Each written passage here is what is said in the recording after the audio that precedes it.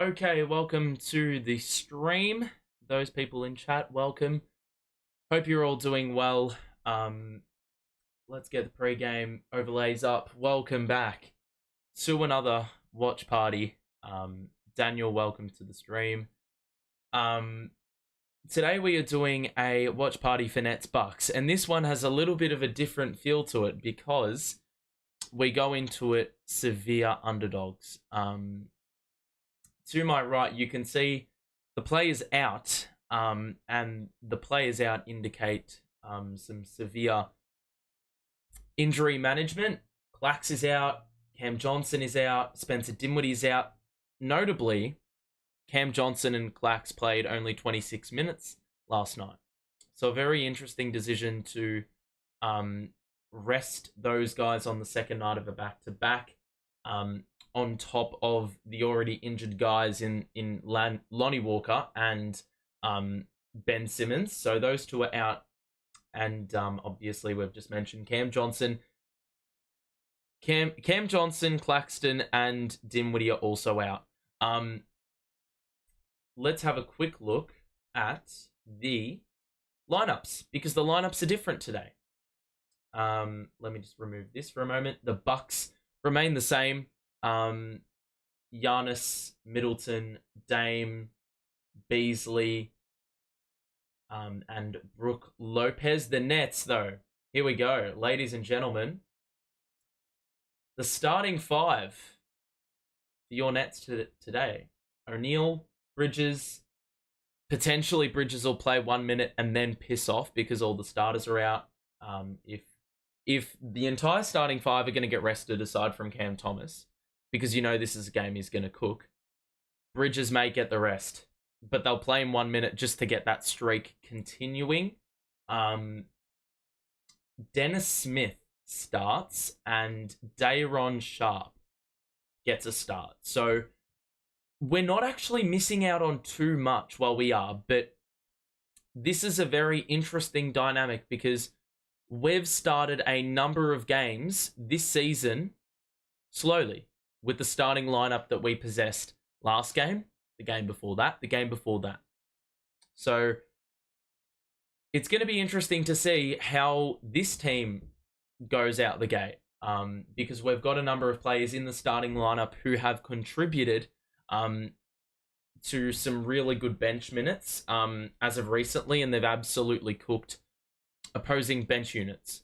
So it's going to be interesting to see if that translates to a good start as they enter the starting lineup. We're going to see a completely different bench in this one, because we're probably going to see Harry Giles Thomas. We're probably going to see the Rooks because they've been called up. Noah Clowney and Derek Whitehead. We're going to see Jalen Wilson because he was getting minutes anyway, albeit very few. And with Dinwiddie out, we're probably going to see Watford play minutes. With Dorian Finney-Smith out, we don't have any notable player that can actually guard Giannis. So, God, I don't even want to know what the final score of this game may be. But you know what? I think we're going to be well and truly up for the fight. Those who have just tuned in case you've missed it and you're wondering why the fuck is Dennis and Day'Ron in the starting lineup, well, we've got a ton of injuries. Not injuries. We're managing them. Are we going to see you out there suit up for the Nets? Honestly, I'm not tall, but I play with heart. So, I mean, JV likes that sort of intangible stuff. So, where was my call up? It's a little bit disappointing that I just got snubbed, but you know, some things you got to live with, and unfortunately, they opted for Watford over me. So, oh well, is what it is. What was your take on Everton's performance this morning? Decent performance, probably got done in by a penalty that wasn't there. But that aside, I mean, you just look at the game for how it is. They were a better team. Man City are always going to be a better team than us. And always have the refs on their side. So, is what it is. Jalio, welcome to the stream, buddy. Saluti. Ciao, ciao. How are ya? Alrighty. Ron, welcome to the stream as well, buddy. We've got quite a few in chat nice and early, which is good. Good stuff. Starting five to your right there. Missing CJ, missing Claxton, missing Spencer Dinwiddie. So, I mean, we called for a lineup change, and even though it wasn't out of just them being like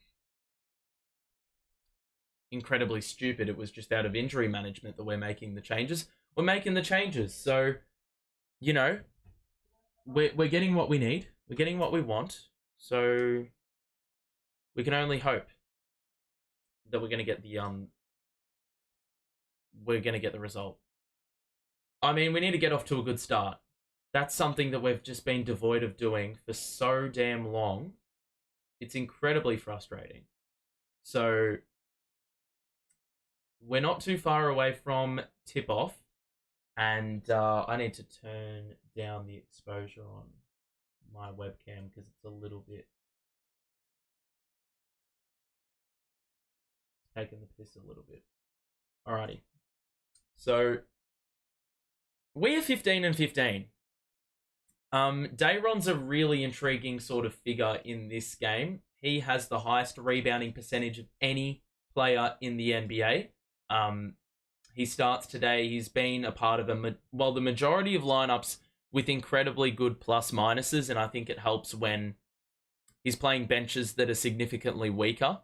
Now, the interesting thing is, today starting, does he hold his own against Brook Lopez? We saw him down the stretch last game actually play till about the 2.5 minute mark. He got us back into the game on numerous occasions, or was a part of that team. Really optimistic signs from, like, when you look at things from a perspective of what's our future center rotation going to look like. Well, if Clax isn't there, we're well covered with Dayron. He had 4 blocks and 2 steals to go with a double-double and 3 dimes. DSJ, mate, what are you doing with your warm-up trackies on? What are you doing, mate? Cam Thomas, Dennis, Mikal. I don't know how many minutes Mikal is going to play. There were games last year or this year where he plays like 1 minute and then pisses off. He's actually wearing his game attire, so maybe he is playing. So yeah, it's an interesting one. I don't actually know if we're going to play Mikal, because there's been games where you play him a minute and then you piss him off. Last year when we played the Bucks, we played our third stringers like the whole game, and Mikal played the first quarter and then pissed off. So I don't really know what to expect here. I'm doing great, Ron.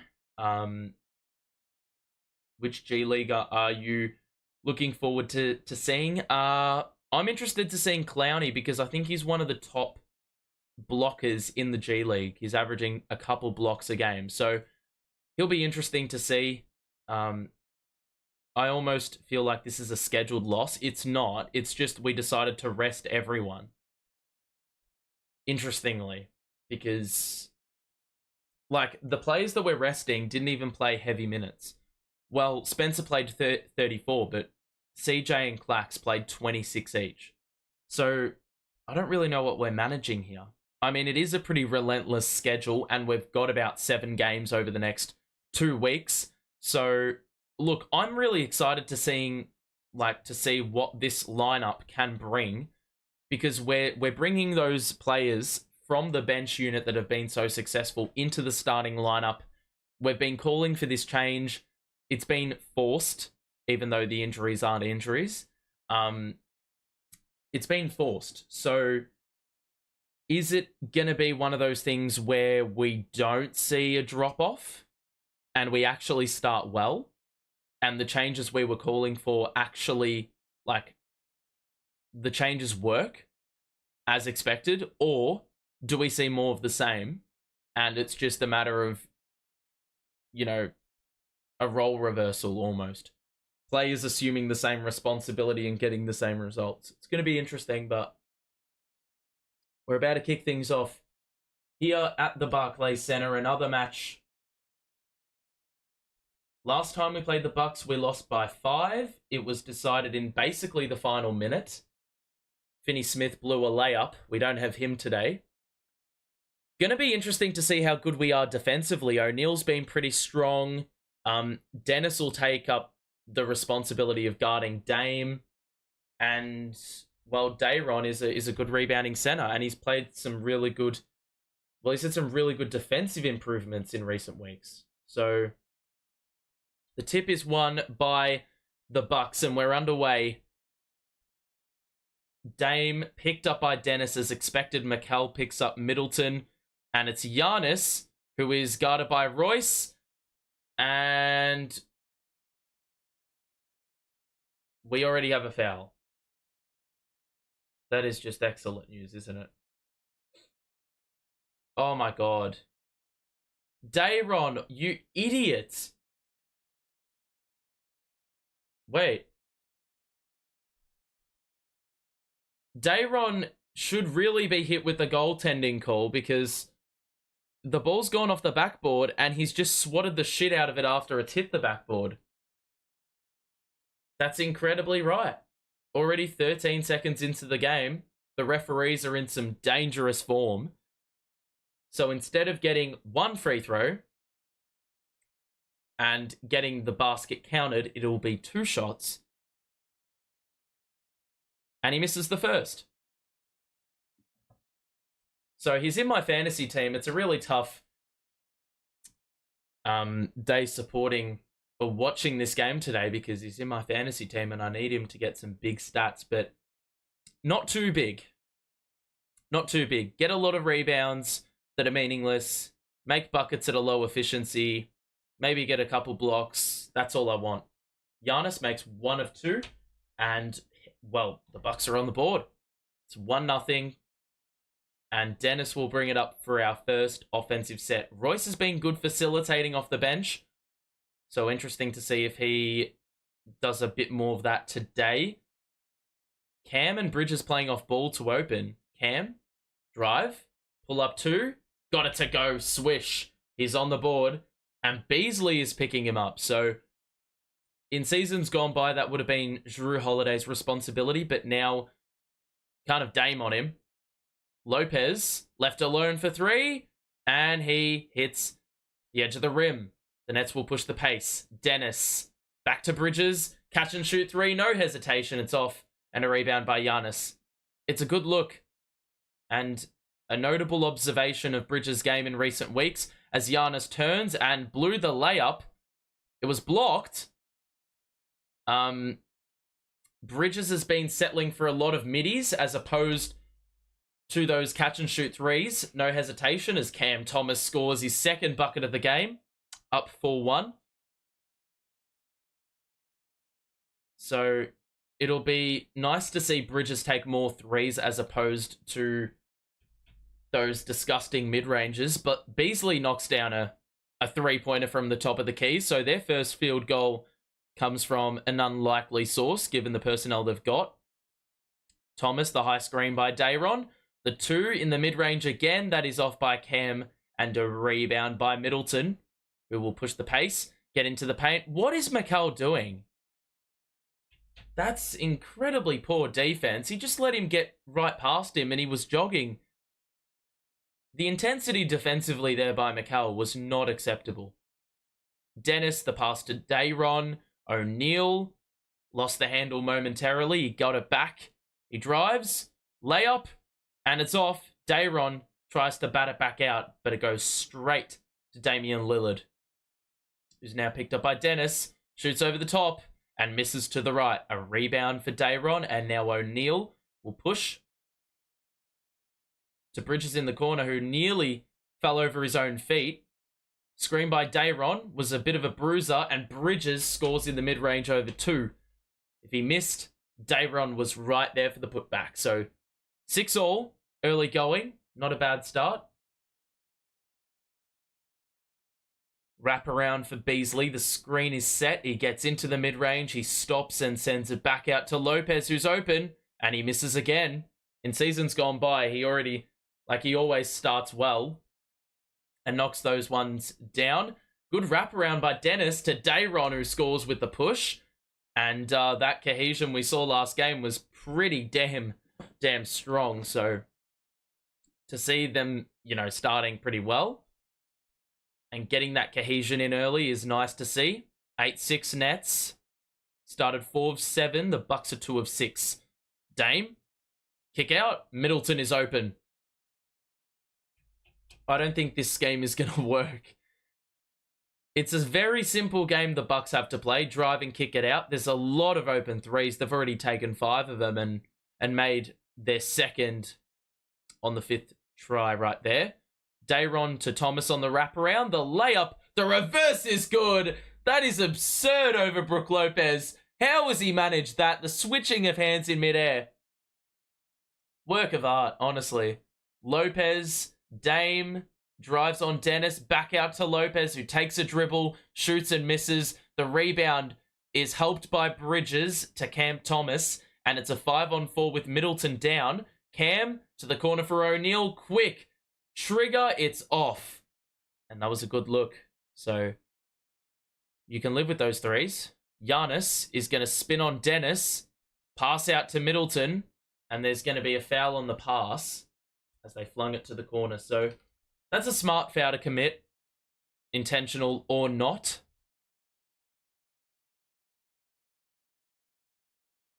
So 10-9. Bucks in possession. Dame. Good drive by Giannis. He kicks it out. Beasley had time to think about it, read a book, set his feet, and score the 3. That's his second make of the game. He's got half of their points. So we're allowing too many threes, but you've got to protect the paint, I think, in this game with Giannis so blatantly good. Thomas doesn't get the call, and the Bucks in transition, 5-on-4. Giannis puts the head down and scores. I think Dayron may be in a little bit of trouble if we can't stop the fast break possessions because, bro, like, O'Neal can't really put a body on him, and Dayron is very foul prone at times, especially if he doesn't have that assistance. That's why Finney Smith is such a huge loss in this game. Dayron's already got 2 personals in 5 minutes, so his work's really cut out for him. I think foul trouble's actually going to be the biggest difficulty that he will face in this match.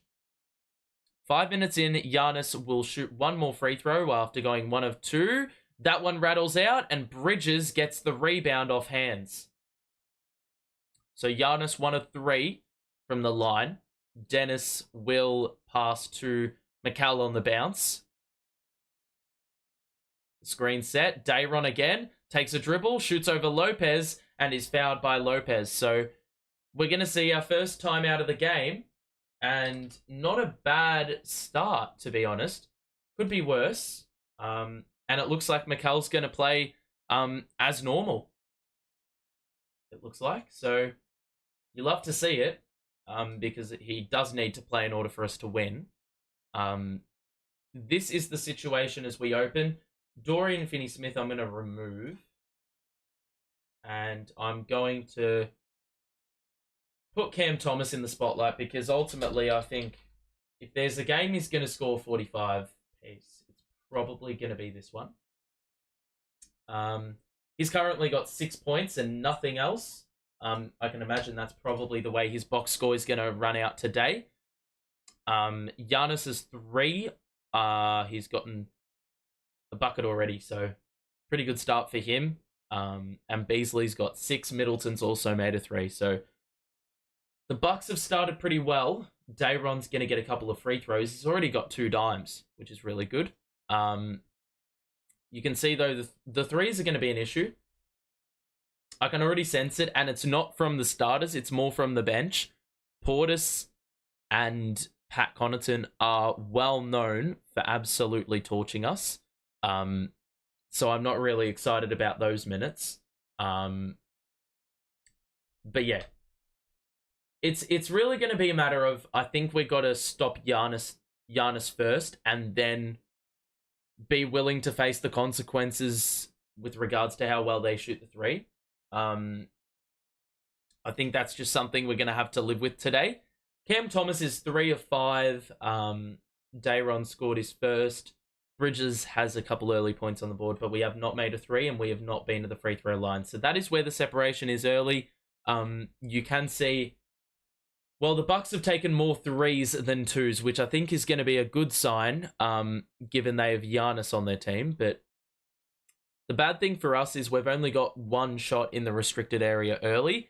We still are shooting 50% from the from the field, but those shots in the paint, those short pull-ups, I'm not too fond of those, if I'm going to be honest. Damn, it's really dark on the camera now. I've got to fix that up. Okay, let me just fix this. It's better. Okay. I'm really interested to see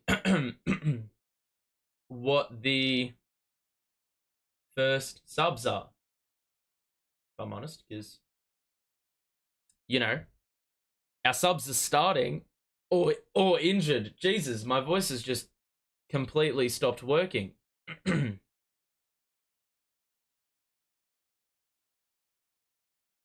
Dayron puts up a brick for the first free throw. Last night, we shot 27 of 43 from the line. 43 attempts, only 63% on those makes. We can't afford to be as wasteful. So, 14-11. Dame picked up by Dennis. Portis is into the game. Bounce pass to Middleton on the wing. Giannis is off early for Portis. Middleton on the turnaround, it's off. Batted back to... Oh, no. Dame. You cannot afford to give away an offensive board and allow open threes. They've already taken 8. Made 50% of them. We're going to learn the hard way, aren't we? We're going to concede 23s, but it's a part of our game plan, so it's okay. Mikal connects from the mid-range. It's 17-13. Can we not give away more threes, please? Knocked away by Dennis. He gets the steal. Bridges will get it ahead to Dennis, who's running up the court with pace. But the Bucks get back, and now Dayron Sharp will hand it off to Dennis, who will drive. One more for Dayron. Oh! Huge dunk over Brook Lopez. I'm loving that connection we got going with Dennis and Dayron. It's really working well. Dame shoots again, hits back iron. They get another offensive rebound, and that one is also hitting back iron. So we get let off the hook, despite giving away another offensive board. Bridges the drive, the Euro. O'Neal's open in the corner, right in front of the Bucks bench. It's good. We're back in front, ladies and gents. Side note, what the hell is Clax wearing on the bench? Bro, that attire is incredibly questionable. The fancier you are, it doesn't necessarily mean it looks better. Lopez, the push shot from the elbow. You needed a little bit of extra power to get on that in order for it to go down, so that was pretty impressive. Harry Giles is going to get backup center minutes, ladies and gentlemen. You've wanted it all season, you're going to get it. Dennis misses in the mid-range. He's got to stop shooting those. I don't know what makes him think he's got that in his bag. Dame, drive, lost it, got it back. Wraparound is read by CT. Pushes the pace, 2-on-1 fast break. Bridges the layup. Love to see it. That's a great transition bucket. We usually screw those up, but the fact that we maintained that space between the two players and we were well dispersed meant that we could actually utilize the outnumber, and that one for the Bucks wasn't able to cover 2. When you remain close, you're able to cover easily, because, one man can't cover 15 feet of space. They can cover 5 to 10 meters of space, feet of space. So if you don't separate, it's going to be far easier to cut off, or make it more difficult at least. If you are enjoying the stream early on, make sure to drop a like on it and subscribe. We're back in a couple of days for Nets Wizards, so if you want to tune in for that watch party as well as many others, make sure to subscribe if you haven't already. And there also is a donation link if you'd like to help fund the subscriptions, the channel, that sort of stuff. Make sure to donate if you'd like. And that's obviously not compulsory, of course. Okay.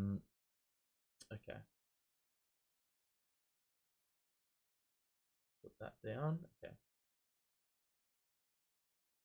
So, ladies and gentlemen, yeah, you wanted it. You wanted it, and you're gonna get it. Harry Giles is playing.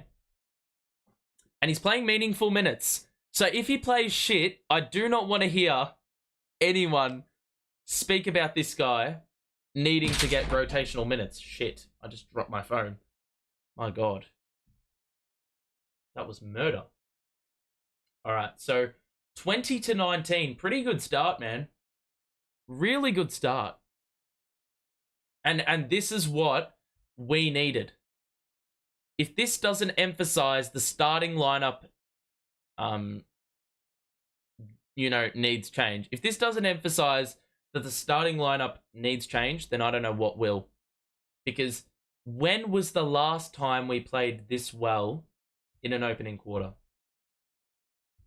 Against a good opponent. Heck, even a shit opponent. We got outscored by...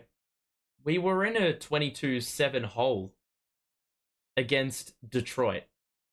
A couple games before that, we were trailing by 12. Jesus. My throat is really sore today. Just can't get the words out of my mouth. What is Clax wearing? It's actually ridiculous. I cannot wrap my head around his fashion sense. God, he'd be out of the league if his fashion sense represented his basketball ability. Jesus. So, final 4 minutes of the first quarter, it is Bridges, O'Neal, Thomas. Giles is in at the 5 and Watford is in at the 1. No look by Giannis was well read by Royce. He was up to the task and he knocked it out of play. The Bucks have 7 seconds to get a shot off. This is an interesting player to have, Giles. Bro, what the fuck was that closeout? We just allowed an open 3. Bridges isn't even trying to contest that. That's amateur hour. Watford to Bridges. Roll by Watford into the paint. Wrap around to Giles, and it was a kickball. It's going to be inbounded on the side. Andre Jackson, is that his name? I don't know if it's his first name, but Jackson is in for Milwaukee, the rookie. And Connaughton, as we mentioned, as he scored the bucket, he's also in. Thomas going to roll it back out, and we have a foul, and I think it's on Andre Jackson. And Portis is doing some nurturing, a bit of mentorship, showing him how to sort of brace himself for impact. Giles to Watford. 10 to shoot. Back out to Thomas. Good bit of hesitation. He got by Giannis, but he was swatted from behind. So a good move to get past him initially, but Giannis has that insane wingspan that, well, is pretty tough to counter. And Portis was there with the help defense, so Cam had to go with the right hand, where it was favoring the Giannis block. So 4.5 to shoot, 3:11 to play in the first, and the Bucks lead by 2. Portis playing the 5. Giles inbounded to him. Oh, that's an interesting move. Tried a hook shot and didn't even hit the rim. Giannis into the paint. No look to Jackson in the corner. That is open, and it's off. The rebound by Harry Giles. Watford will get it past half court. Drive on the rookie. Shoots with the right hand. That is short, but there's going to be a foul, and I think Jackson has 2 personals already, and he's been on for just as many minutes.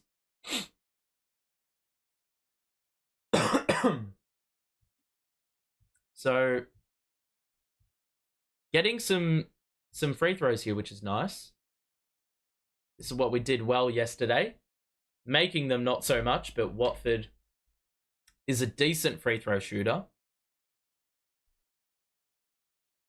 Wilson, the rookie, is in.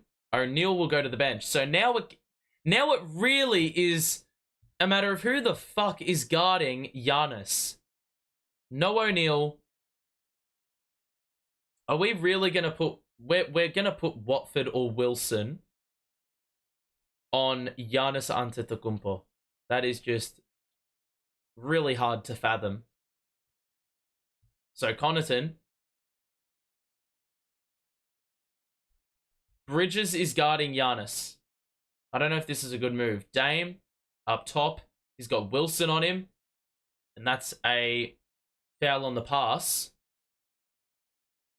And Wilson will pick up his first in very quick time since he entered the game. So Milwaukee will inbound from the side. Dame. Jackson will drive. Go vertical and miss the layup. Good defense by Wilson. Thomas will push the pace. Blow by. Off the window he scores, and Connaughton could do nothing about it. Nets have the lead back. It's been a good first quarter. Dame. Giannis. Drives down the middle. What are we doing? Giannis blew the dunk. That is not a foul. Bro. Challenge it. JV, challenge it. If it wasn't Giannis taking the free throws, you have to challenge it. That is ridiculous.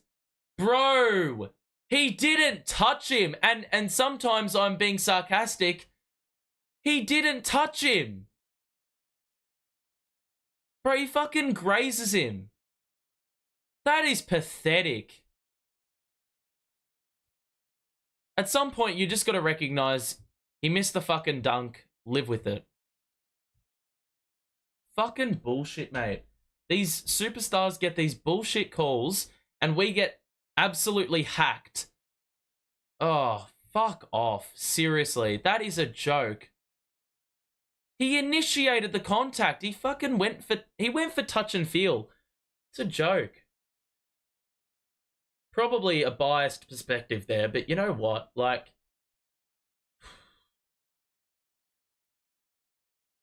I say it time and time again, watching contact sports when I was younger has just made me feel accustomed to believe that that is never, ever rewarded. You don't get rewarded for facing such marginal contact. Thomas, one-on-one with Portis, tries to shake him off. The step-back three is an air ball. Watford, oh my god, he's recycled the possession. We've got to get one up. Thomas for three. Oh, and he nearly banked it in. It was a wide-open three. Most of the Bucks' numbers had committed defensively. Portis is open the other way and he hits. So we had 2 opportunities to hit 1-3. They have 1 opportunity and blow it. Wilson +1. And it is going to be another opportunity to tie the game. And let's not forget that Wilson is 22. Same age as his number.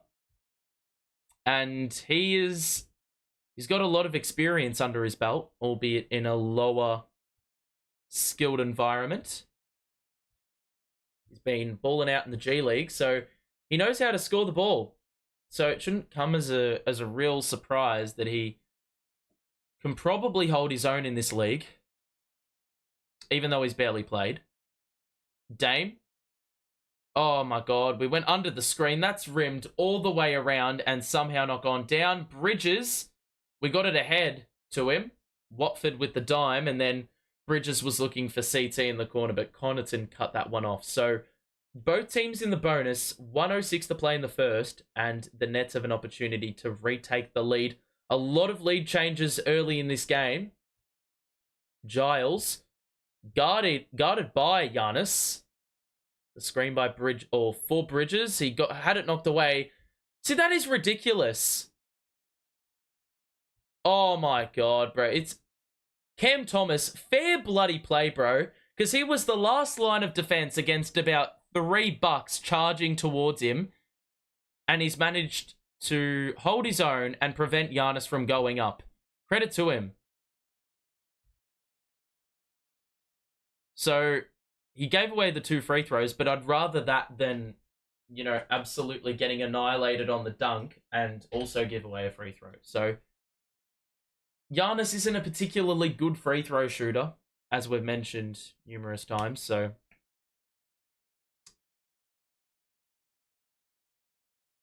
let's see how Giannis goes here. He made his last 2. Already taken quite a few in this game, and that first free throw is good. He gets the bounce. So all things considered, playing probably our 12th, 13th best players, it's good to see us being well and truly up for the fight and only trailing by 1 at this stage.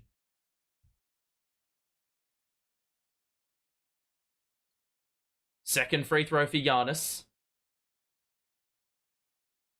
And that one's good as well. So he's really capitalizing as the Nets send him to the free throw line on multiple occasions, making him earn his points from the charity stripe. Watford gonna drive on Green, lost the handle, got it back, shoots again, and gets the bounce again. We're exploiting that mismatch. Watford, as the 1, in essence, is guarded by Green, who I don't think is known for defense. Portis, quick trigger, and that's good as well. You can't ride it, man. Portis, every game, sees, or every time he sees the Nets on the schedule, is like, this is my time. This is my time to drop 30 and get my season high. O'Neal, back out to Watford. We're playing 5 out, so it was an open lane, but Watford couldn't get in there that time. O'Neal, 7 to shoot. He shoots a deep 3, and he's well off. And, oh, well done, bro. Wilson, the hustle, man. He's knocked it off Damian Lillard, and he had no business getting that rebound. Absolutely zero business. So Dame was trying to shield it, and that is excellent play. That is so good, and he's recycled another possession.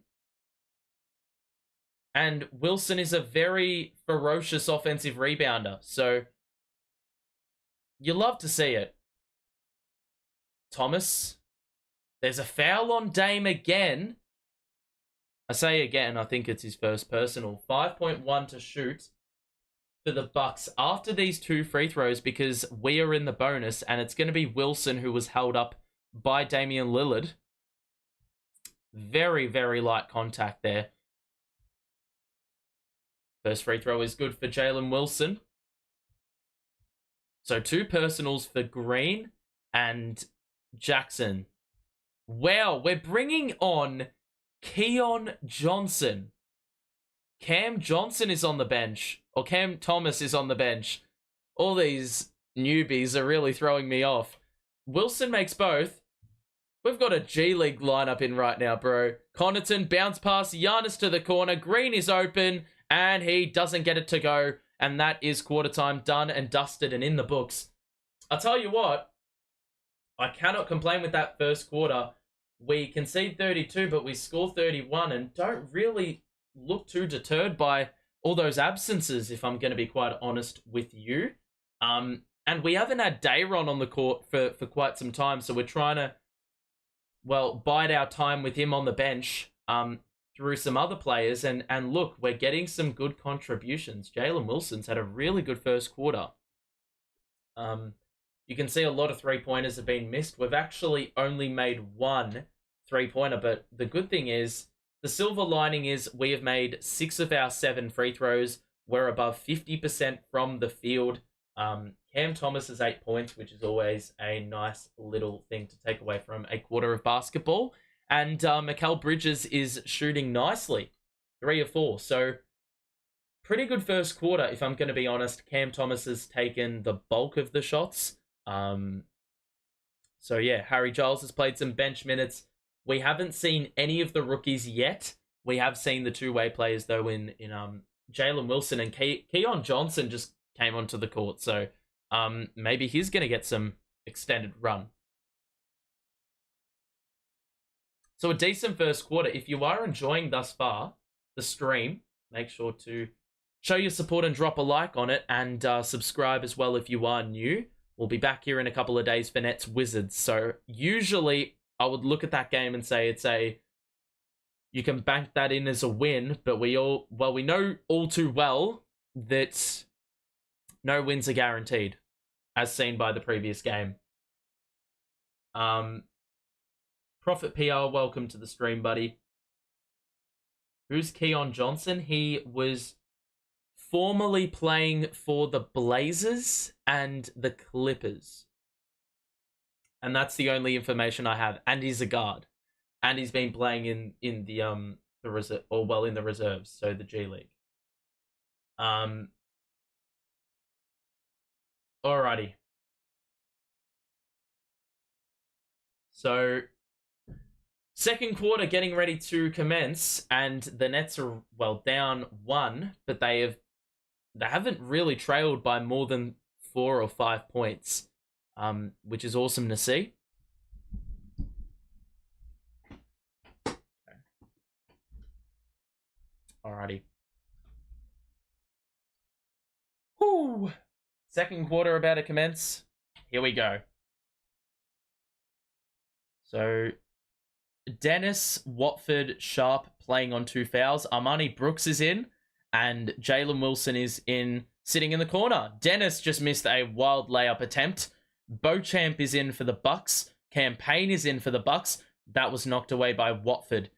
I'm interested to see what our offense looks like. I think there's going to be a lot of Dennis, Dayron, 2-man sort of work. Oh my god, bro. Dayron is just not it. Against Giannis.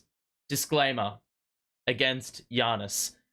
Bro, Giannis just bullied his way to the basket, had Dayron in an incredibly poor position. You're not really gonna... Giannis used the rim as a shield almost. Put his body in the way, and that is already 3 personals on Dayron Sharp. We do not have enough physicality to combat Giannis. I don't think the NBA has enough physicality to combat Giannis. Noah Clowney's in. Noah Clowney's in. Are they playing him at the 5? Are they playing Clowney at the 5? Wow. We're backing ourselves in to play with Clowney at the 5. This bench is just... We are playing with literally an entire G League bench. And Clowney is slim. So if they're using him as the assignment for Giannis, my god. What an experience. But bro, I think he's going to get absolutely spit roasted. What a play by Brooks. Extra wraparound pass for Clowney. I think that's his first field goal of the game. Great off-ball play. Good use of the screen. Brooks was freed up. Attracted defenders, and Clowney there for the dunk. They're using Wilson as the guy that's going to guard Giannis. The kick out to Connaughton. He shoots over Brooks. Misses the 3. Got to get the board. And we aren't able... Oh. We aren't able to get the rebound. I thought it was off us. But it's going to be off the Bucks. And the Nets get into a set quickly. And immediately there's a foul on Campaign.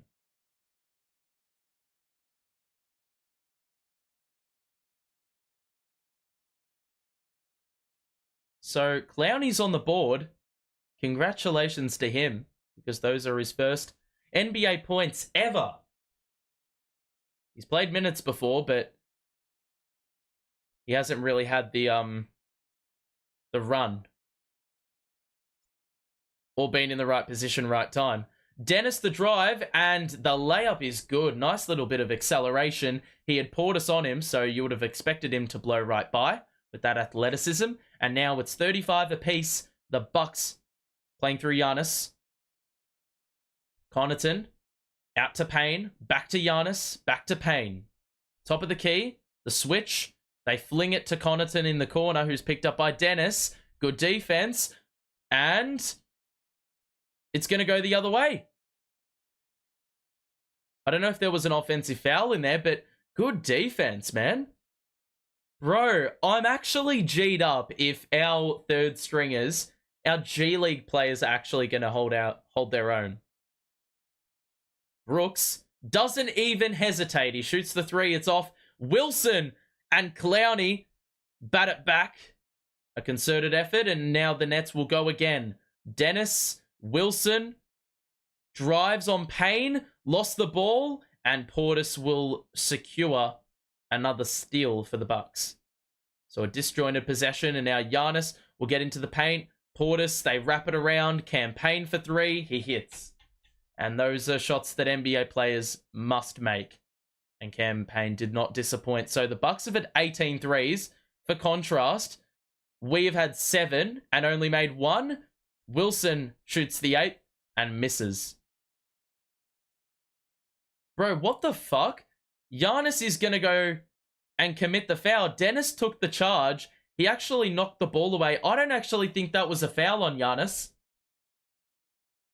He did lose the ball, and then he did plow him over, but I think that's... Oh, I don't really know if you can call that an offensive foul on Giannis. But regardless, we take it. The Bucks are playing in a little bit of zone, so we're going to have to hit our outside shots. Brooks is open on the wing. We didn't see him. Oh, that's an interesting lob by Dennis. It actually went off the rim. Watford is open, and he doesn't get the bounce, and a rebound for Portis. So we're really, well, grinding away, but not really getting too many results for it in the last couple of minutes. Giannis will be well defended by Watford and Wilson. We don't close out the three again. Payne's off. The rebound secured by Dennis. Watford got a hand in there. Dennis on the outside. Brooks, Watford.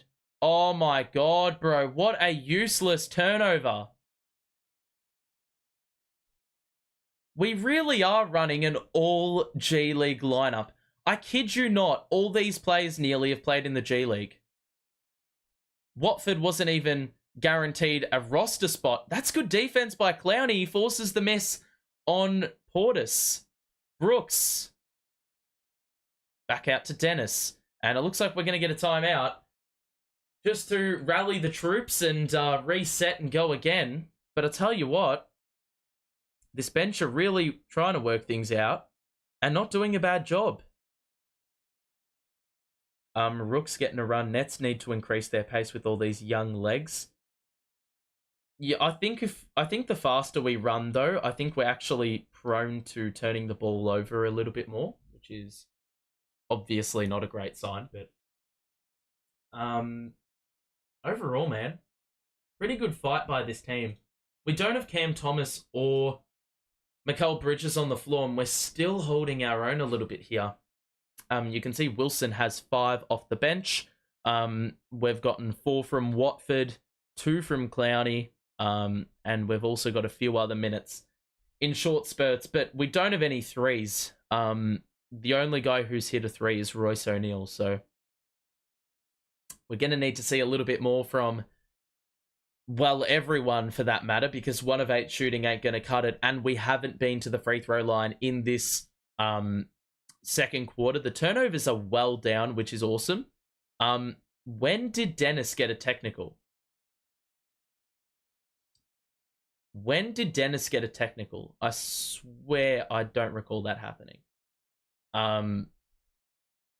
So Dennis has been pretty good. I would not be one bit surprised if Dennis ends up with a triple dub by the game's end, provided he gets adequate run. Bridges played the entire first quarter, so I think we'll hold him out on the second night of a back-to-back until maybe the 6-minute mark of this quarter. Because ultimately, I think the bench are doing a good job. Yeah. The Bucks have gotten 10 from Giannis. He looks like he's going to get a triple dub. Middleton has 5. Beasley has not missed from 3, and nor has Portis. They have made or shot 19 threes already, which is staggering. Only 8 field goal attempts inside the arc, but they've already got 8 free throws, so probably need to cut those down. We have forced 4 turnovers, which is a positive. So overall, doing a lot right in order for us to remain in this game when we're heavily shorthanded.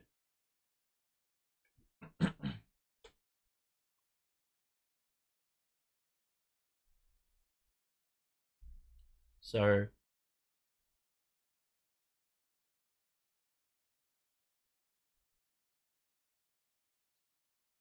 what is Dennis doing, bro? What the fuck, man? What a dumb ass, bro. That has to be the most stupid technical foul I've ever seen. Are you taking the piss? Are you taking the piss? What was he thinking, bro? What was he even thinking? What a brain fade. He was trying to shoot a shot after the timeout was called, and then he throws it off campaign. What is he thinking? If we lose by 1, I swear to God, I have words for that guy. Dennis to Watford. They're playing a bit of switch defense here. Watford into the paint. Lost the ball, got it back. Dennis was open, shoots the 3, and misses badly. Lopez with the board. Oh, God. Lopez is being guarded by who? Because Clowney is guarding Payne on the outside. Now the switch. Middleton picked up by Clowney. Wilson comes over to help. Good defense. And we get a steal. Watford will push the pace. Bounce pass. Wilson. Reverse layup. It's off. And he is fouled by Lopez. Well done, man. Clowney. Great defense. Trapped him. And the defenders were lining the baseline, so that pass to be flung out to top of the key was not on because we had well and truly trapped him along the baseline. So Wilson getting to the free throw line again. He's already taken 3 free throws and he's made all of them, make it a 4th, and he's got 1 to come here as well. So Wilson doing well, doing really well in some extended run, which is something he has not been subjected to all season, but he's made all 5 of his free throws. He's looked pretty convincing as an NBA player out there. Payne. Middleton on the wing, picked up by Dennis, shoots in the mid-range and hits. Tough shot. Watford is going to pass to who? Clowney, good take. Dennis down the middle. Layup. And he scores. Gets the nice little soft bounce off the rim. Scored over Lopez. Love to see that attack by him. We've scored 24 points in the paint. The Bucks, only 8 paint points. Portis in the mid-range. He scores. The only thing that really, never ceases to amaze me is why our closeouts and our shot contesting is so awful, man. Brooks nearly got the rebound, had 2 hands on it, but Payne ended up with it somehow. Unbeknownst to me. Middleton, good turn, and he scores off the window, and he had Armani Brooks on him. Can't imagine Armani woke up this morning thinking he was going to be playing post defense on Chris Middleton in this game. So this is their largest lead. Watford to Brooks will shoot a 3 on the move. That is off. And he's been definitely given the green light because he's taken a lot and not making too many. Middleton gets by Watford. Easy runner. And we have to call a timeout. It's actually amazing how, we're so one-dimensional with our defense, it's not even funny. Like, I don't understand how a team can be so shit on the closeouts. Like, we're not even trying to contest half the time. So the Bucks have gotten a little bit of breathing room, and JV has not decided to play the starters. Where's Cam Thomas and Bridges, bro? Why have you given them 6-minute breaks? We've gotten 8 points in the quarter. And it's pretty clear what's going to happen when you have a Watford, Brooks, Clowney, Wilson,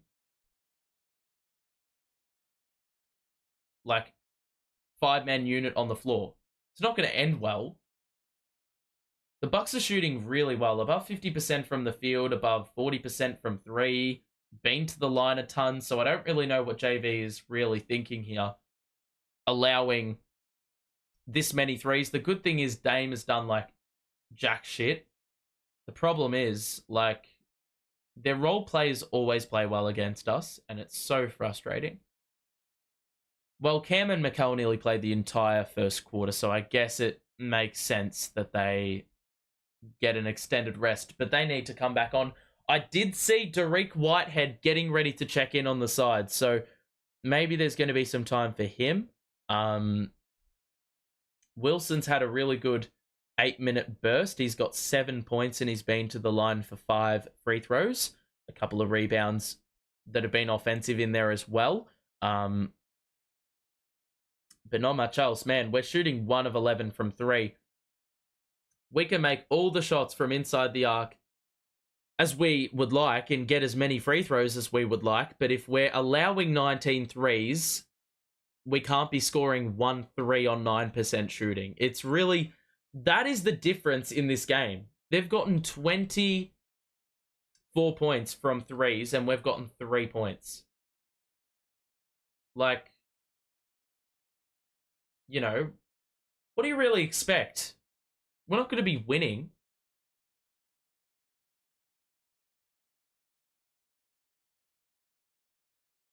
All right. So 47-39 at about the halfway point of this second quarter, and the Nets have only scored 8 points in the entire quarter. We've been playing our bench for the vast portion. What is JV doing with these rotations, bro? Continuing to play the bench, bro. Wilson on the bench. Dariq Whitehead is in. So are we going to see a Dariq legacy game? Dennis, Clowney, Dariq, Amani Brooks, and Watford the 5. This is nearly, and I keep saying it, this is like an all G League team. God damn, man. Fucking hell. We've had 6 3-point attempts and have not made 1 in this second quarter. Middleton, guarded by Whitehead. Beauchamp, the step back 3. We just let him shoot that.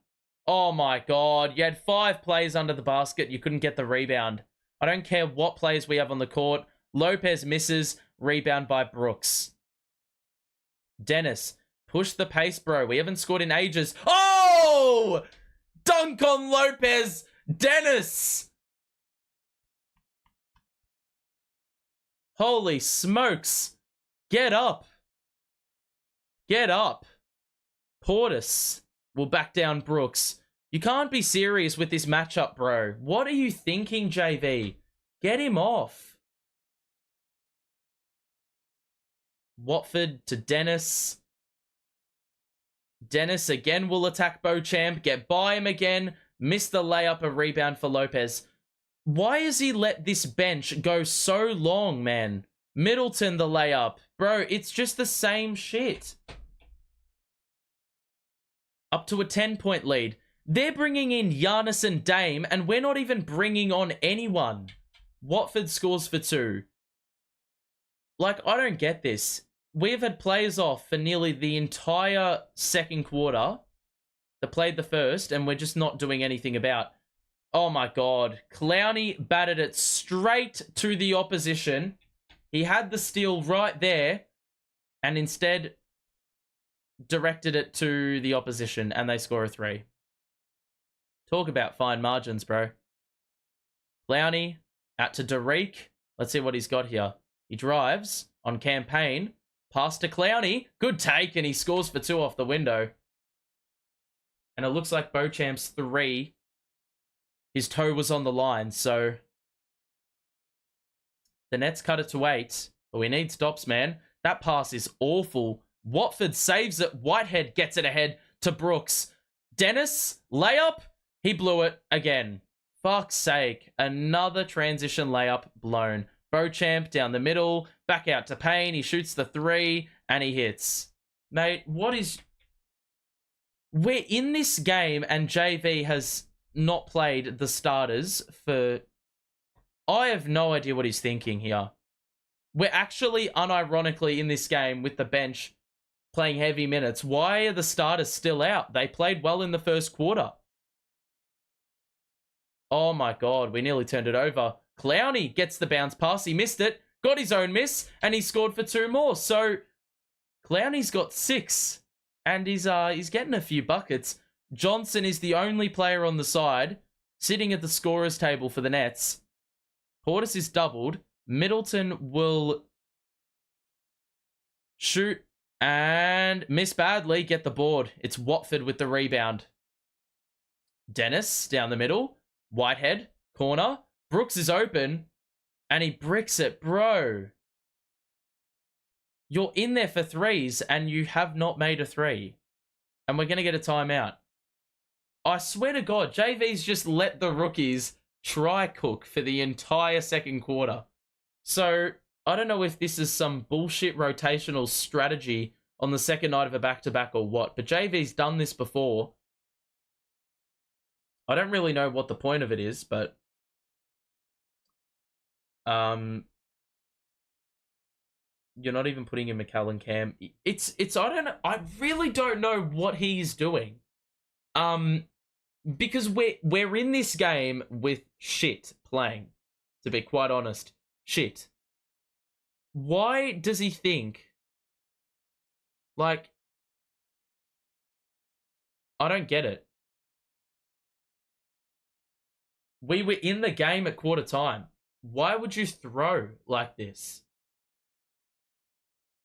Like, did he just go into this game saying, we're losing? Or you were gonna do this pre-game? I hate that mentality, bro. Because all these people are fucking rocked up at the Barclays Center, packing out the joint. And we're playing G-Leaguers, bro. They're playing Giannis and Dame, and we're playing Jalen Wilson and Clowney. Not that they've had a bad quarter,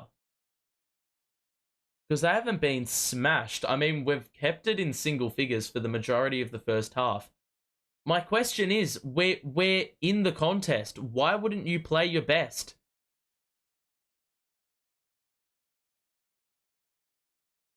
So, Dame and Giannis back in, and we're playing our rookie still. Johnson is in the game for the Nets. Giannis and Dame are in for the Bucks. Middleton scores again in the mid-range. Like, I don't understand this. We're just getting cooked, bro. I can respect that we're giving these guys run, but in a game where we're sort of in the game, I don't get it. Wilson off the window. That was a nice move. He sort of had me off guard putting that shot up because I thought he would have been deterred by that Lopez contest. Obviously not. Dame turned it over. Wilson in transition. Fell and won! Jalen Wilson, bro. How are we in this game? Good work by Keon Johnson. The double was able to ensure that Dame ran into a brick wall, and then Jalen Wilson initiating the contact on Lopez, and the Nets bench gets G'd up as that one goes down. And the free throw goes down. He's made all 6 free throws, so Jalen Wilson off the bench is cooking, but not too many others can say the same thing. We get some stops. I'd be happy with this half, but bro, Giannis an easy dunk under the basket. I almost think that they can run that play every single possession and we won't make any adjustment because we just simply cannot stop it. Johnson, good take. Layup. The reverse is off, but Clowney's there for the follow. And it's a 6-point game. Middleton. Skip pass. Dame. Quick trigger. It's in. That pass is so predictable as well. I don't know why the closeout's so rash. It's like infectious on this team, bro. Brooks on the wraparound. He stops, and he... wasn't him. Someone was hit with a 3-second call, and Wilson is going to take the free throws because he's shooting excessively well. Lopez is very frustrated. He's had a pretty tough half. He's committed fouls that potentially haven't gone his way. Armani actually goes to the line for that tech free throw and scores. So back down to 8.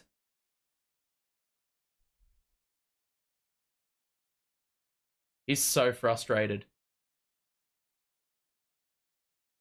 Ball inbounded to Clowney as the shot clock reset somewhat or stopped.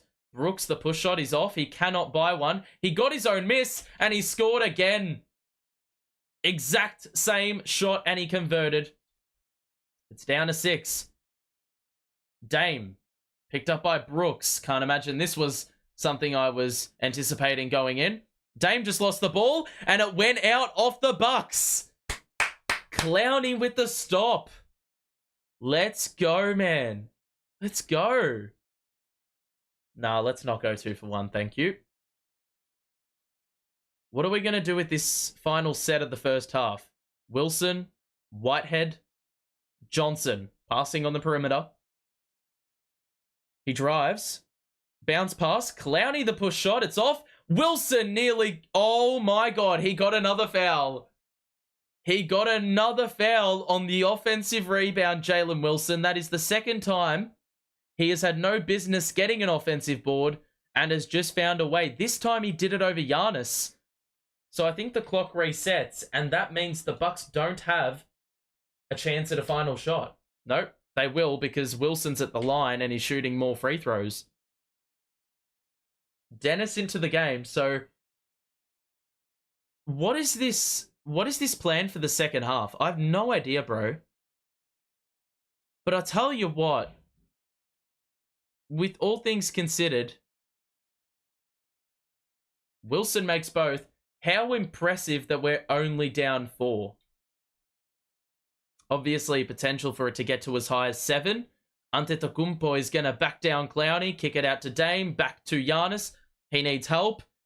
Kick out, Middleton, Beasley right in front of the bench. He hits with 0.2 to play, and you cannot make that shit up. It's the halftime break, and it's 66-59, and that'll do it, but wow. What an interesting first half. An interesting first half. We are, if you are enjoying the stream first and foremost, make sure to drop a like and also subscribe if you are new as well. We'll be back in a couple of days for Nets Wizards. But this has been a really interesting first half because, amazingly, we've basically played the entire bench for the entire second quarter. And if the Bucks don't convert that 3, we've actually shipped off less points than we would have in the first quarter when we had the starters in. The Nets ended getting outscored by 6 in that quarter. And granted, I think you could have expected it given the kind of team we were playing. But that is the halftime break. Let's have a look at the box score and see what's going on. The real issue is the threes, bro. We've actually been to the free throw line a good bunch and made a good bunch of free throws. I mean, Wilson has been to the line for 8 of those, and he has converted all of them, so he's really helping with that total. The only issue is, I mean, 1 of 13 from 3. That is just... bro, there's no way we go 1 of 13 in a second half. Like, surely not.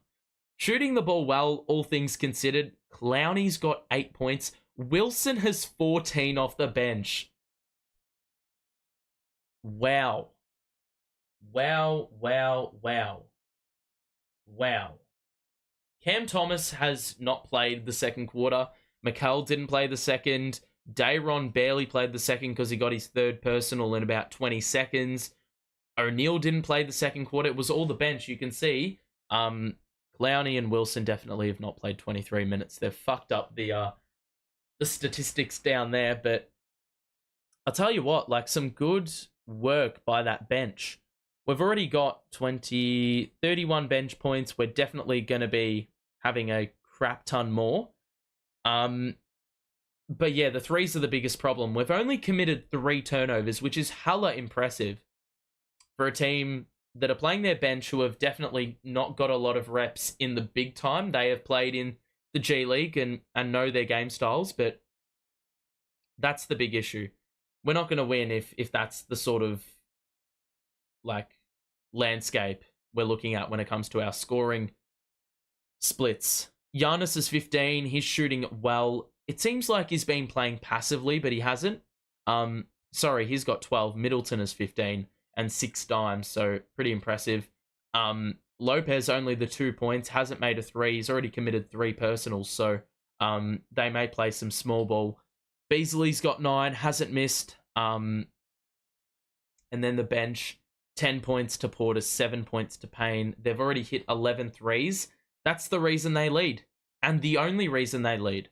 We've already taken 9 extra shots. I think we're out rebounding them on the glass. We are not, but only by 1. We're getting out rebounded by. They've already had 8 turnovers to our 3, so we're really doing ourselves a huge favor there. And it's the threes. It is that simple. We've shipped off 25 threes and have only hit 1 3 of our 13. So the volume isn't high enough, and I guess it sort of correlates strongly with the amount of free throws we're taking. We don't usually take this many free throws, and we usually have more threes. But you can't give away 25 3-pointers, allow it on 44% shooting, and only score 1 3. Not going to cut it, man. It's just not going to cut it. So that is the halftime break. And I'm interested to hear your thoughts on the first half. What's your takeaways?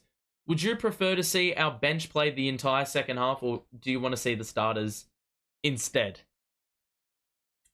I'm going to change the other spotlight because I can already sense Cam Thomas is just not going to play, which I don't fucking understand because why? He played 24 minutes last night, whatever it was. That's equivalent to a half of basketball. I have no idea why he's not playing more. We're going to give it to Jalen Wilson because I can see him actually having a 30-piece, unironically. 14 points and 2 rebounds. So he's been really good. Really, really good.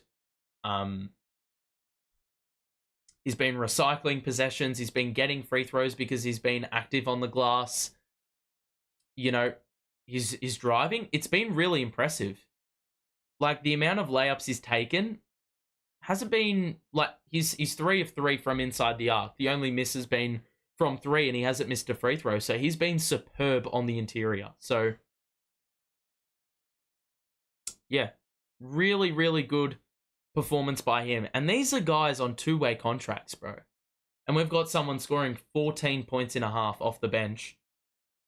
I mean, that is an incredibly good sign. But yeah, let me know your thoughts on the first half and what's impressed you. What do you want to see improve? What rotation would you like to see in the second half? Because as you can see, we've seen a bulk of the minutes go to the bench. And no, just ignore the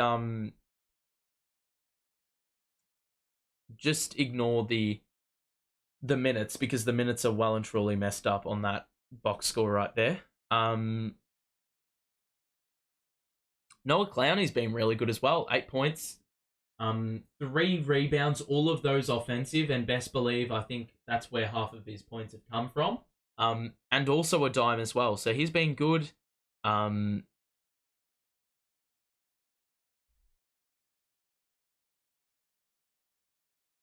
I'm so confused, man.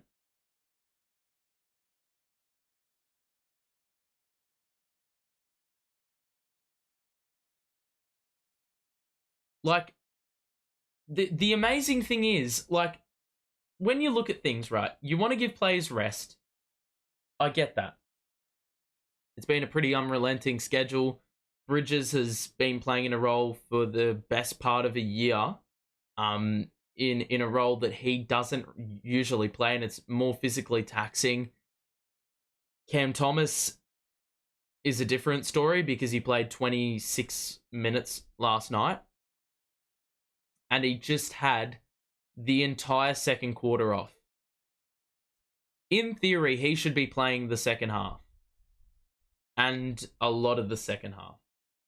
He should be cooking. Usually, this is a game where you bring in Cam Thomas and you say, well, he just got to cook. You give him the ball and he'll flourish. But the thing is, I think you lose the fluidity of anything you may have with our second stringers. Like, I don't think Jalen Wilson is gonna have 14 points in the second half if Cam Thomas plays. So it's a really tough one. It's actually crazy though. I can't really fathom how we're in this game. They've got Giannis. Chris Middleton is really the guy cooking us. Not really anyone else. So Giannis has been decent, but in the first quarter he was more of a force, not the second.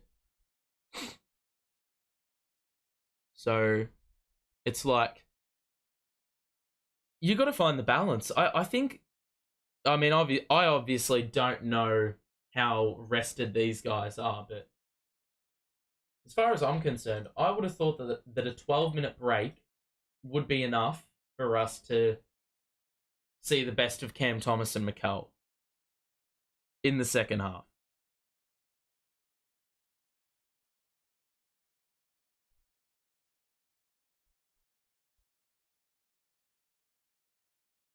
So, right.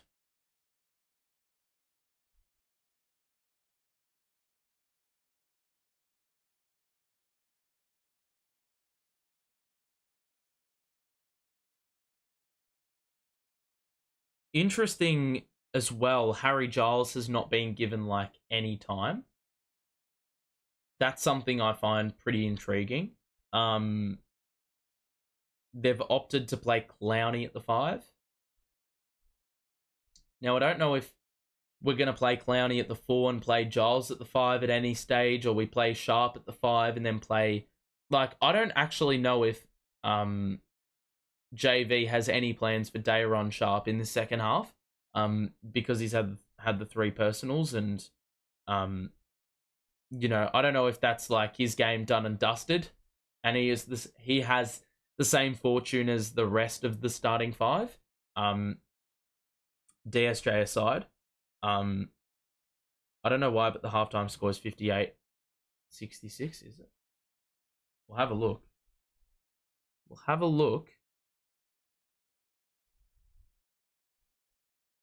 I don't know why it would have been 58. No, it's not 58. Is this game on TNT? Bullshit. I didn't even know this game was on... No. No, it's not, right? Is it? Is this game on TNT or no?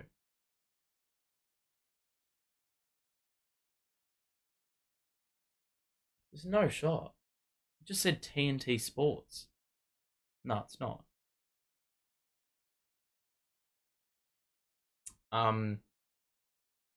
Yeah, it said TNT Sports 1. What? It's not on TNT, is it? It's interesting to see if the Bucks also rest their players. I don't think they're going to do that, to be honest. I think they're just going to make sure they put this game to bed. Jalen Wilson go off. Yeah, I know. Absolutely clinical first half performance by him, showing the rest how it's done. I need Brooks to get going. Bro, Brooks is like, he's an undersized shooting guard who can only shoot threes and not play defense. So the fact he has not hit a three-pointer sort of defeats the purpose of why he's even playing. I'd rather have Dennis in, if I'm honest, but yeah. I don't know how we managed Giannis. Are we talking about free throws here? 5 attempts with 6 points.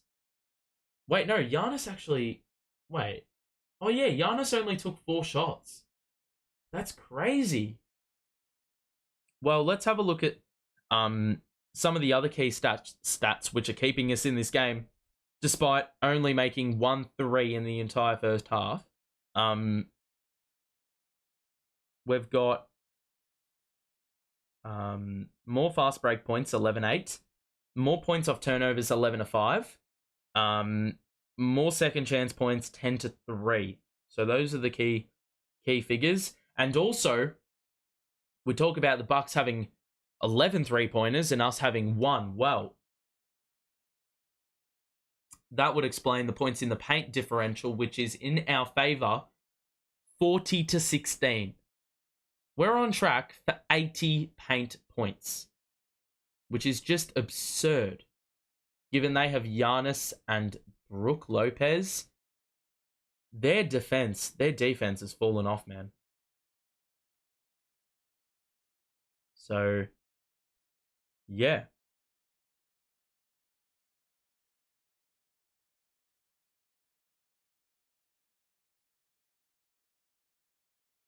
Around the grounds, the Raptors are beating the Wizards. The Sixers up on the Magic. The Suns are playing Houston and are flogging them. The Thunder up on the Knicks. The Mavericks up on the Cavs. That is the situation at the moment. I want to see what the discussion is around Jalen Wilson, who scored 14 in the first half.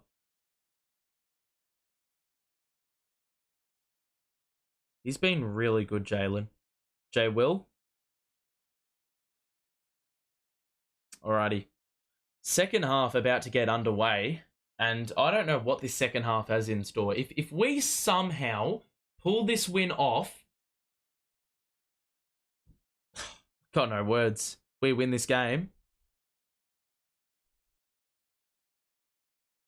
Like, pack it up if we win. Seriously. There's just no way we win this.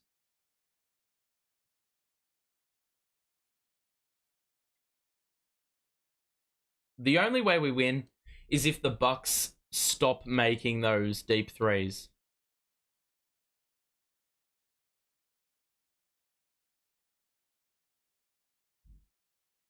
That's the only way, because, like, if we've got to start making them, the difference right now is the 3-point differential. We're doing everything else right.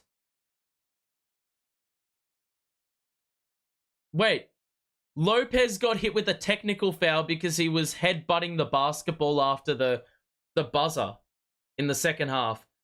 That's actually so sad. The referees called it for that. So depressing.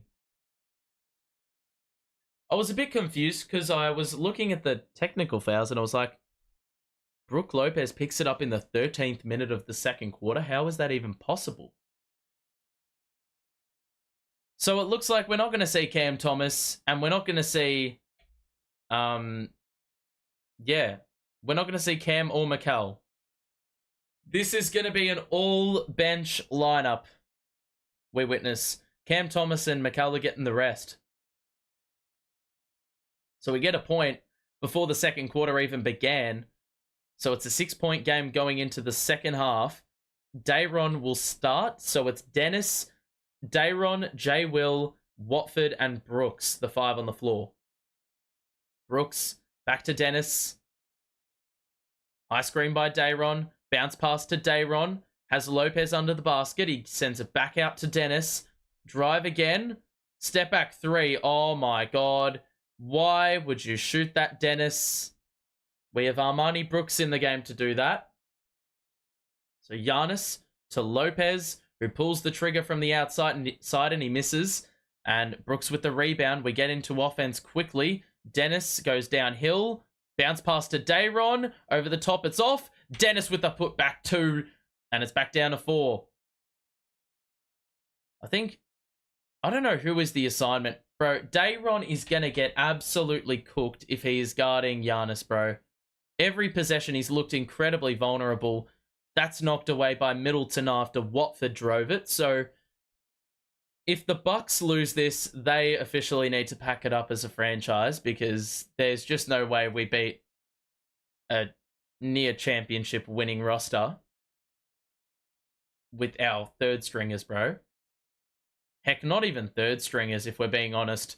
Jalen Wilson, picked up by Middleton. Wilson for 3. That's well off. We get the long rebound. It's Dayron who gets it.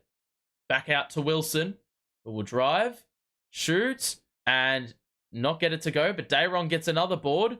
Back out to Brooks. 9 to shoot. Brooks into the paint. Shoots off the window. Oh my god, how was that not gone in? Unfortunate bounce on the Brooks baby hook almost. Giannis, kick out. Middleton, the open 3. And he has been a sniper in this game.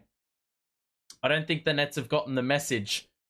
I don't even think a halftime break helped them transmit the message that he's been absolutely cooking in this one. We have a foul on Beasley. And that will be, I believe, his first personal. He has not played too much today, Malik.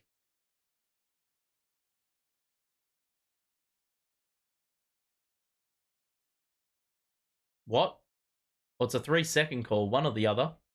Wilson again at the line. He's already had 10 free throws, bro.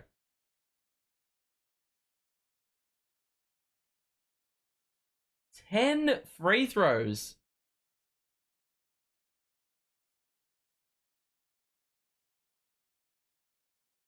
So we resume. Dennis gonna drive. Oh my god! Holy shit! Dennis! The dunk on Lopez. That's the second time today. Oh my god, bro. Foul on the floor. It's on Watford. That was filth. Bro, he sees a window of opportunity and he is taking it. I don't know why the Nets bench didn't get more G'd up. That is a filthy dunk. Giannis misses the layup and he was given the benefit of the doubt. He got the whistle and he's going to the free throw line.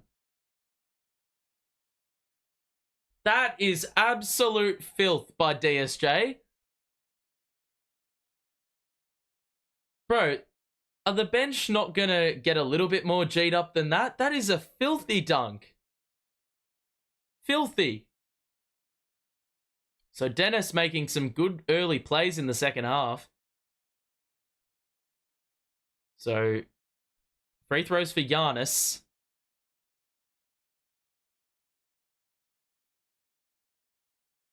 Giannis bricks the first free throw. He's had 9 free throws in the game. 1 more to come as well.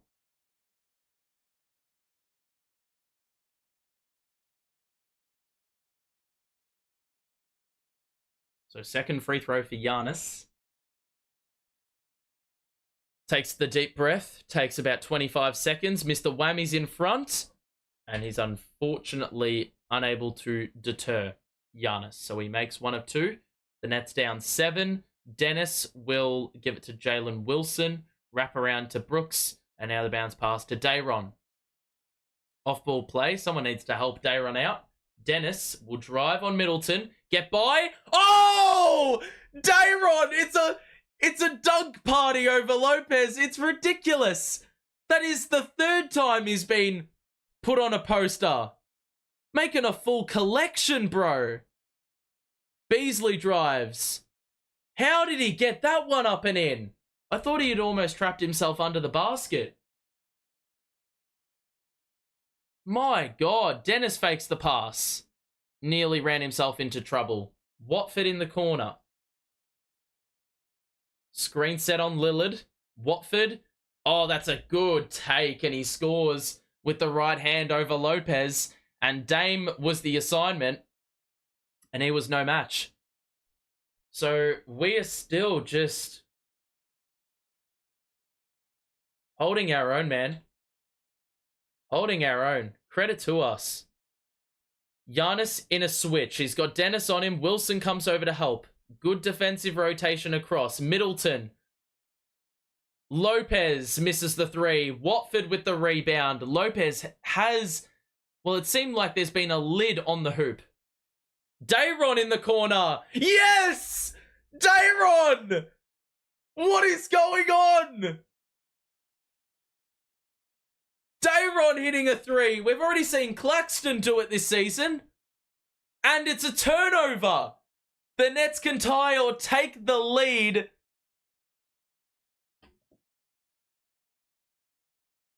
Oh my goodness. This is just... Mate. This is really hard to believe. How are we in this game? Every time. It's like our third stringers playing the Bucks. That's like a match made in heaven. They talk about the Bucks being a nightmare matchup. Well, it turns out that every time the Bucks see the Nets on the schedule, they shit their pants because they think we're going to play our third stringers every game. This is ridiculous. How was my Christmas? My Christmas was pretty chill. Pretty good. So, the more chill it is, the better it is, I think. It's actually a bit cooked. I have no idea what is going on. Dayron's posterizing Lopez, then scoring threes in the corner. And the Nets have cut the lead to 2. And, well, it's been a really good performance. There's no two ways about it. And the even more baffling thing is we're still on only 3 turnovers. This bench have looked after the basketball superbly, man. Dennis has 6 points. No, he doesn't. He has more than that. Go away. He has more than that. Got to update the scores, mate. What are they doing? Slacking, bro. Dennis is 10, 5, and 5. So triple-double watch, ladies and gentlemen. Jalen Wilson has got 16. He's been at the free throw line 10 times with the assistance of a couple of technical free throws. We've only made 2 threes. Believe it or not, Dayron has made half our 3-pointers today. Can't make this shit up. And our bench, unironically, are shooting the ball well.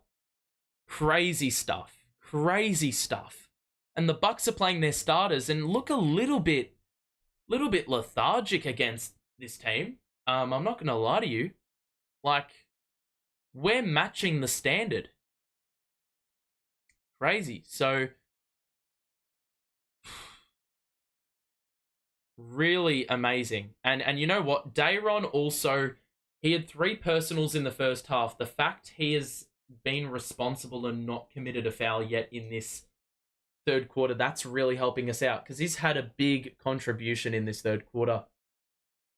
Those pick and rolls, that 2-man game with Dennis, the North Carolina connection, legendary. Oh, Dayron, mate. It looks like the Bucks challenged and won the challenge off an out of bounds call. Dame let the contest pass by and then blew the 3. It was wide open, so the Nets on a 10-3 run can continue that run and make it a little bit more lopsided here. Dennis thought about the 3. He's going to drive on Middleton, shoot off the window, miss it, get the rebound. Wilson does. Gets it to the corner for Dennis. 5 to shoot. Wilson down the middle. Layup. It's out of bounds.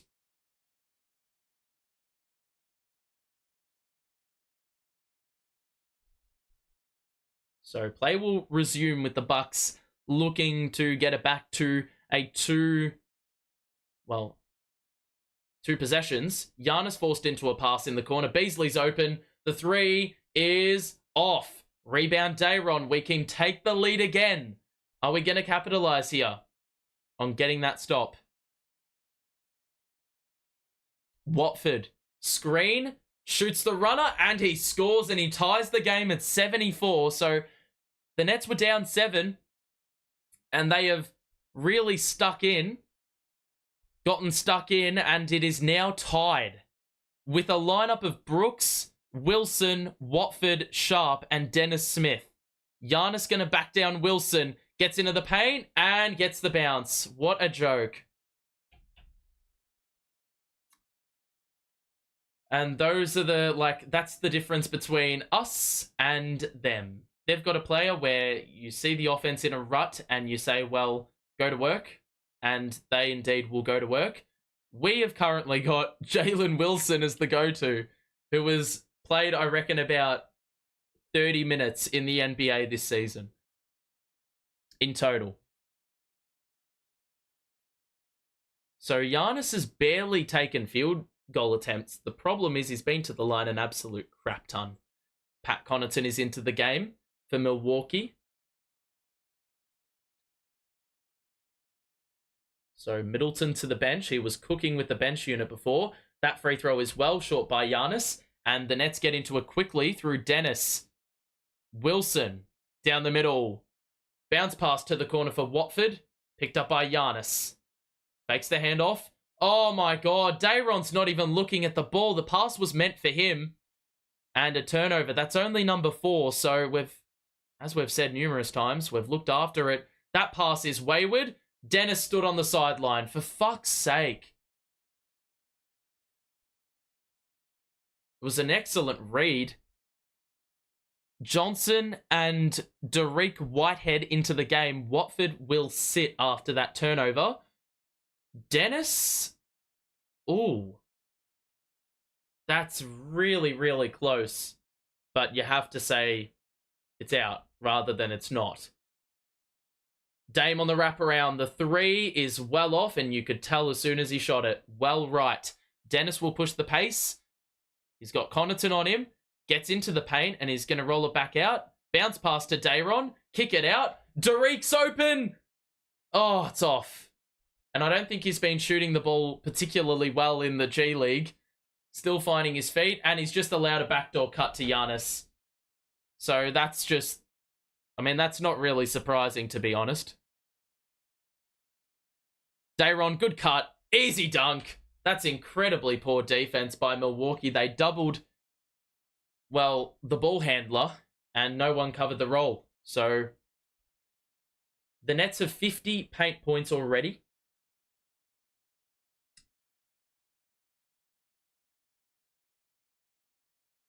.554 to play in this third quarter. And Giannis will bring it forward for the Bucks. Giannis in a switch. Beasley, catch and shoot 3. It's open, and it's short, and a rebound for Dennis. He flings it ahead. Wilson had to take a dribble, and he's going to wait for help to arrive, reinforcements to arrive. Dayron to Johnson. Good move. Wilson in the corner. Drives. Lost the ball as he went up. And somehow it ends up with Dariq. Johnson the 3. Yes! We're in front again. No names are scoring buckets. First lead since the first quarter. We were down by as much as 11. Giannis. Corner 3 for Beasley. We just let it go. And he knocks it down. I mean... I'm not really sure what we're taking a huge gamble, if I'm going to be quite honest. I don't know why we're allowing him to be so wide open. Dennis with the layup off the window when he wanted the call. Didn't get it. But it doesn't take away from how impressive the make was. Giannis the turn, the help defense, and a... What is it? What? Huh? What? They just got 2 points. I don't know if... The only reason that would happen is off the back of a goaltend. Let's have a look. Yeah. So it was a goaltend.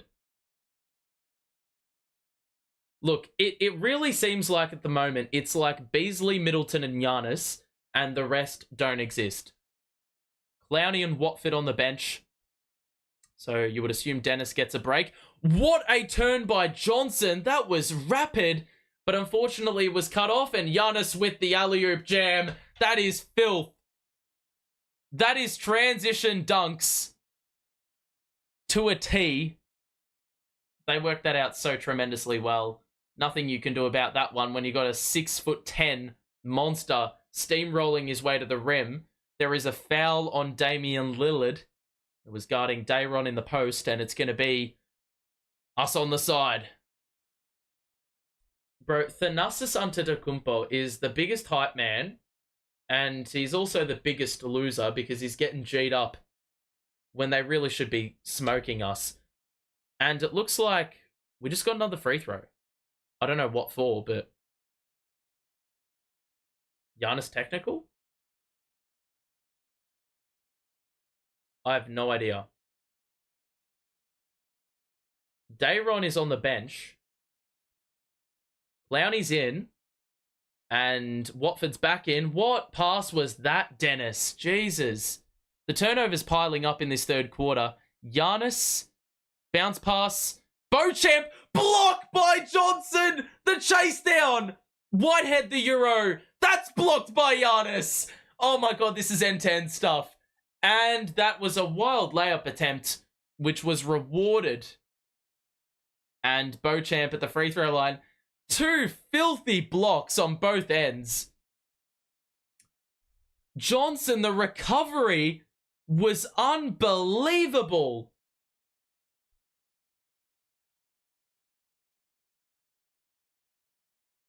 A wise old man once said that he crept up like a librarian. No one heard him.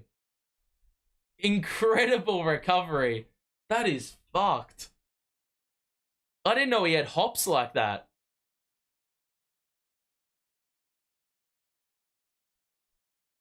So, Giannis to the bench, and he has been their offense in this third quarter.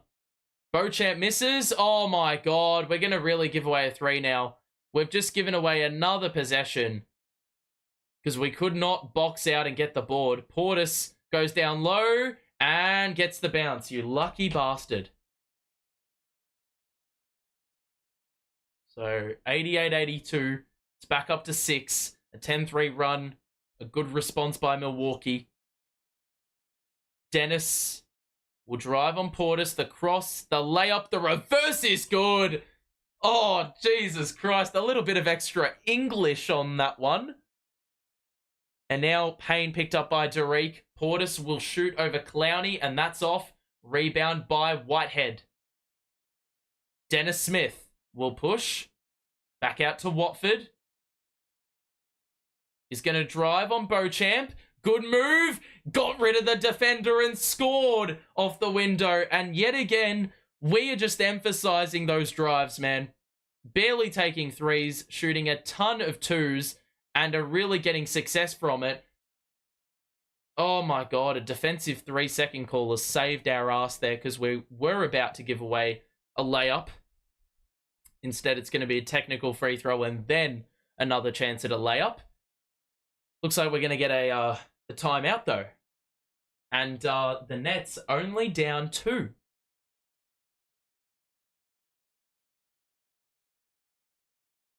Bro, how did Dennis not get the call? Regardless, I am baffled, ladies and gents. I am baffled.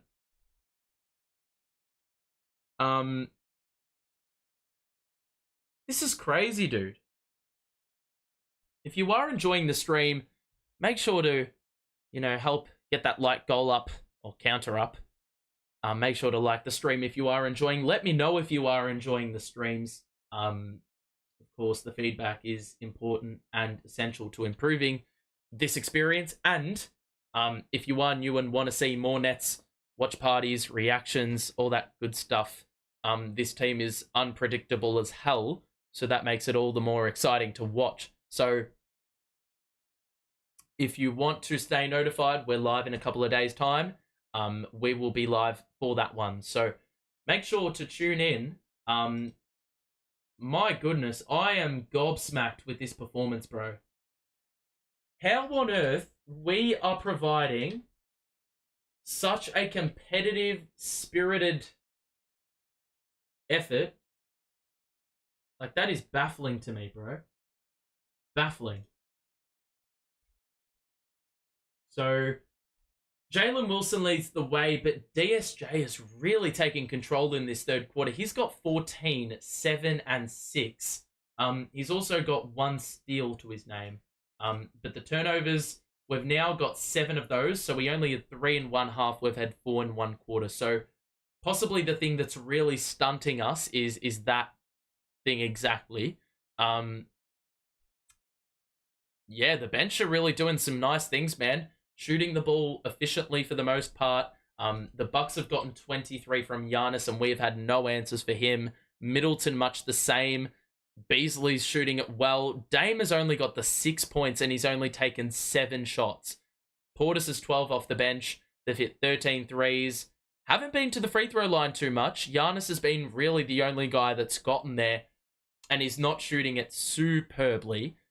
They are shooting overall 56% from the field, though. That being said, we have had 12 extra shots and have only made...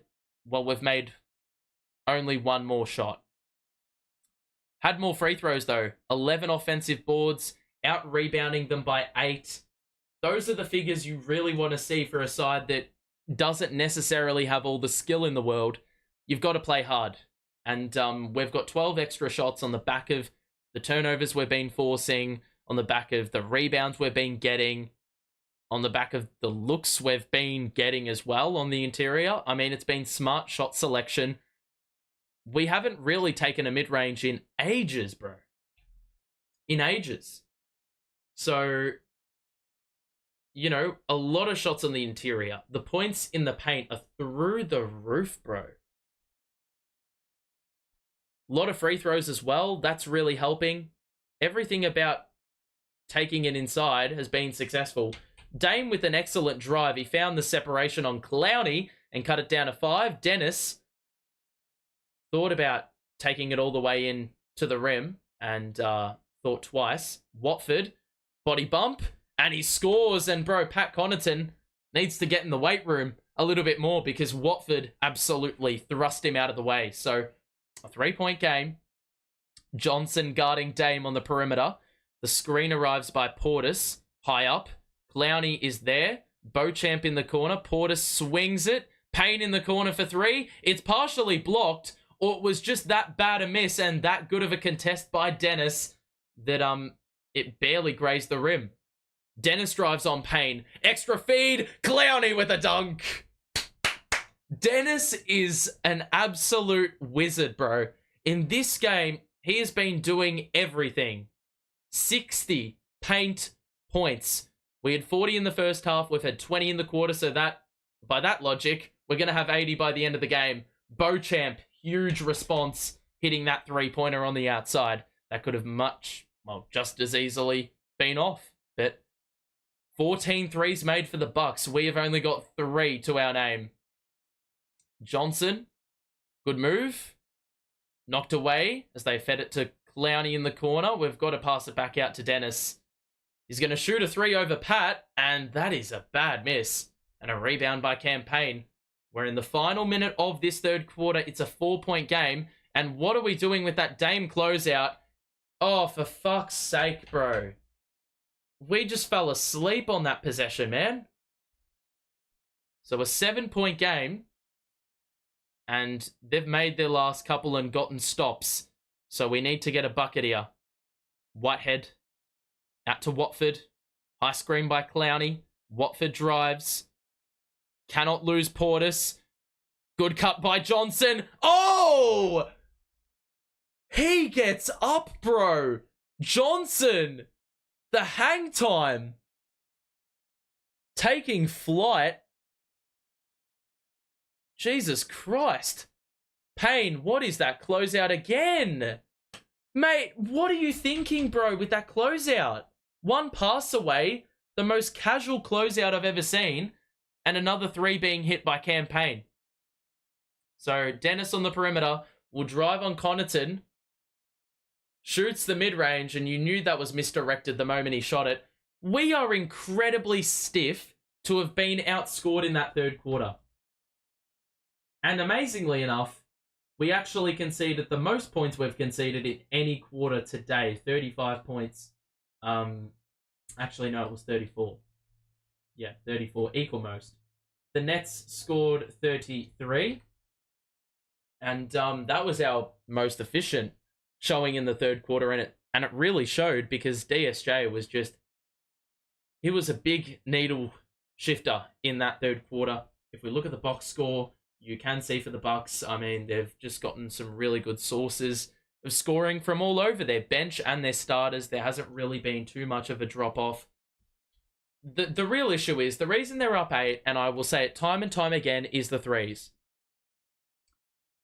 No matter what offensive scheme or defensive scheme JV wants to run, this is unacceptable. We've had 3 threes made, and we've shipped off 37 threes, 16 made from those 37 on a 43% shooting split. And we're giving up scores at 58% from the field. Kept them off the free throw line, but as far as I'm concerned, that's not really a successful defensive performance if you've shipped off 100 points in 3 quarters. The Nets, I mean, Wilson's been really impressive, making all 11 free throws. The efficiency sort of went out the door in the third quarter. Watford's been good, handling the rock and facilitating. Clowney's got 10, so in double figures, a nice showing there. And Keon Johnson has also done some nice things, you know, with his sort of attack on the basket and making things happen off the ball. So turnovers got to remain down, got to hit a couple more threes, but I don't know where they're going to come from because only 3 makes in the entire game. We're shooting the ball well. DSJ has taken 17 shots.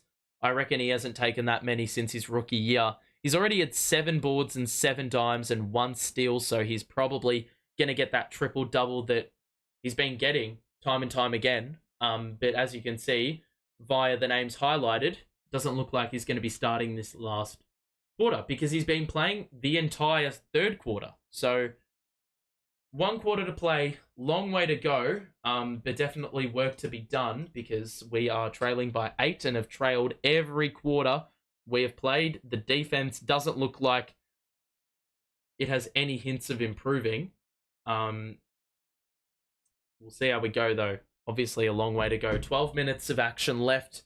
The Bucks are severely outmatching us in class, but I mean, we're playing with some good heart today, so sometimes that tends to prevail. Payne was uncontested and he scores for 2. He had Watford trailing him. It's back up to 10. We led in the third quarter, but the Bucks have responded well. Wow, that was...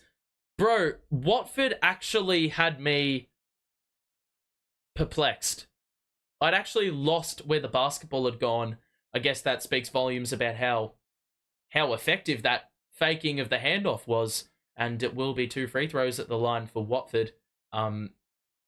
So men on the court right now for the Nets is Watford at the point, Brooks, Wilson, Johnson, and Harry Giles, the 5. So really, you're witnessing probably no better than like our 13th best player on the court right now. Because, I mean, these guys barely crack our rotation on a regular basis. That free throw is off by Watford, and it's a 9-point game. So that's only our 2nd miss on 18 attempts after, well, missing 16 of our 43 the other day, which was absolutely diabolical. Connaughton shoots the 3, and that's badly off. Good defense by Johnson. And now Wilson will drive down the middle, flung it back out to Watford with a bit of loopiness. Watford wants a screen. Giles sets it. Brooks from way downtown, that is off. Giles helps out. Wilson is there, and he missed it. Giles got the miss, then got another rebound, and was able to get the foul. So, I tell you what, when we don't have the polish on the interior, but it's these extra opportunities that are sort of compensating for that. We get 2 free throws, even though we missed 4 shots. So you can look at it one of 2 ways. Giles bricks the first free throw, which is obviously useless to us if you can't make those. So second free throw coming up for Harry. And he makes the second, so it's back down at 8. Got to get these stops, though, and actually got to capitalize when those stops, well, are occurring. Got to convert them into points. Middleton shoots the 3 on the move. That is fucked. Bro, what are you supposed to do about that? He looked partially affected by the contest and still managed to find a way. Giles nearly turned it over, then did turn it over. And now it's a 5-on-4. Beauchamp, the dunk! Oh, that is disgusting. And there's the timeout. And that's actually their largest lead in the entire game. So, well, even though that was one possession, I sort of rest my case, right? Giles misses a free throw, then has butterfingers and turns it over. One of those things where you just got to say, that's probably why he's not getting minutes. And I mean, that's a small sample, of course, one mistake, but I'm just saying those sort of things are the reason you don't get exposure. If you are enjoying the stream as much as we're not enjoying the current way this game is panning out, make sure to drop a like on it and subscribe as well if you are new. We'll be back for Nets Wizards in a couple of days, so if you are a Nets fan and you are intrigued by that and these watch parties, make sure to tune in for then. Hopefully it's a win, and hopefully it's a far better result than this one. I mean, we're going to have a number of players that are rested up and ready to go for that, so should be good fun. But as it currently stands, it's not so fun. A lot of work to do here. And given the personnel we've played with, I think it's fair to say we've definitely thrown it away in some form. Really disappointing. I mean, obviously you see the potential and then you just get heavily disappointed because ultimately they eventually live up to expectations. The expectations were we weren't supposed to be in this game with the personnel that we're currently playing. It's actually baffling to me. So, yeah. JV knew ultimately this was going to be a loss, but it's about time he gave the second stringers a run. These aren't the second stringers, mate. These aren't even third stringers. These are the guys that don't go on Western Conference road trips, bro. Like, crazy. Like, Keon Johnson, bro. I guarantee half the fan base didn't even know this guy existed. And he's gone out and played some regular, like, legitimate NBA minutes. So, Jalen Wilson is 1 free throw away from making the equal most free throws in franchise history for a Nets rookie in a game. So, and that's trumping records that were set like in 1978, 1979, 1981.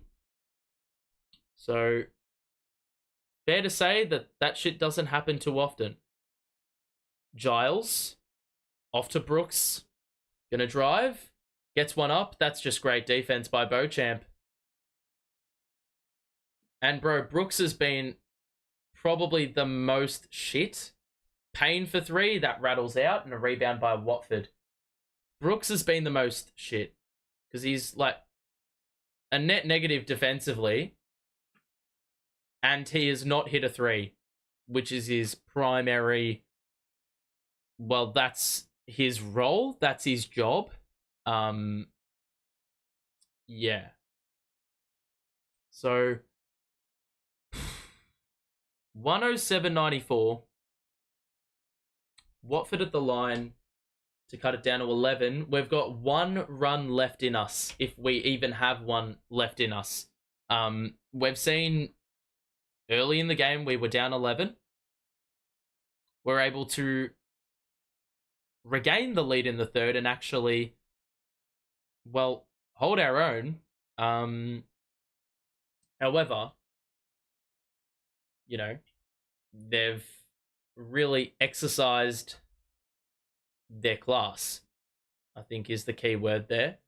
The Bucks have got 35 bench points, so even with us playing our bench basically the whole game, their bench in spurts have really scored the ball well. Middleton is off on that mid-range. That's poor shot selection. And now the Nets can get it back to single digits. Watford didn't shoot the three. Wilson, the handoff to Brooks. Giles, top of the key. Someone's got to make a play. It's Giles who doesn't get it to go, but Wilson was able to follow up and get the rebound. So it's down to 9. And Wilson yet again with a huge impact.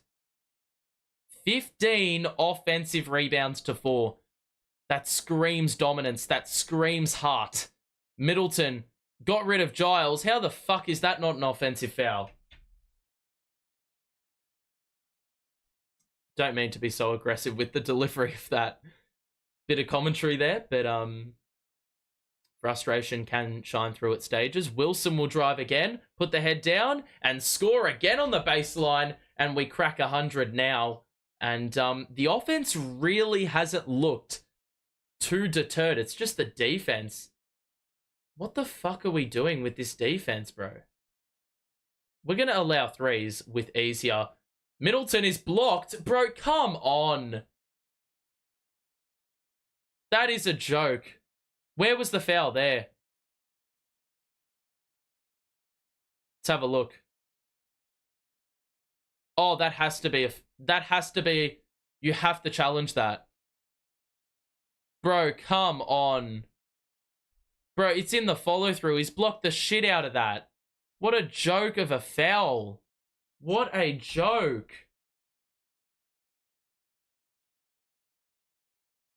So Whitehead and Clowney in. Wilson's going to the bench. Where is Dayron in the second half, bro? Give Dayron some run. Giannis is back in. He has only taken 9 shots in the entire game. So he's been super efficient from the field, gotten to the free throw line. There has legitimately been no answer for him. Johnson will bring it forward with the Nets down 11. Johnson the handoff to Brooks, and now Whitehead up top. I don't know where the scoring's going to come from because Wilson's been the go-to guy in this game. Great change of direction, and Brooks blew the layup. Bro, this is why you're in the G League. That is a layup you have to make. And now he's guarding Giannis. Easy spin, easy dump off, easy score for Middleton. At that point, it's just like outright a violation. It's a violation, like running Giannis against our third stringers, bro. Well, that is a 3 by Johnson, and he hits, so he's been pretty efficient from the field. Nice to see the shots falling. Oh, that's going to be a lob. Nope, it's a skip pass to Beauchamp, who hits the 3 in the corner.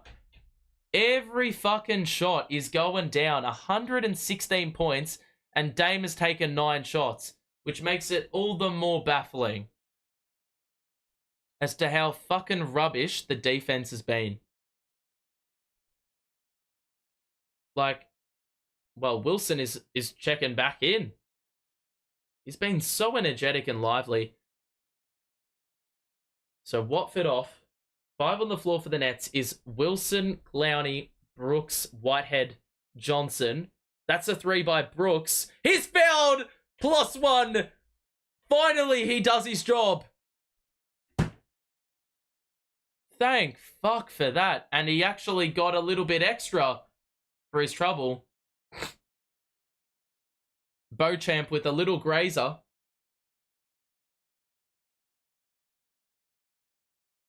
So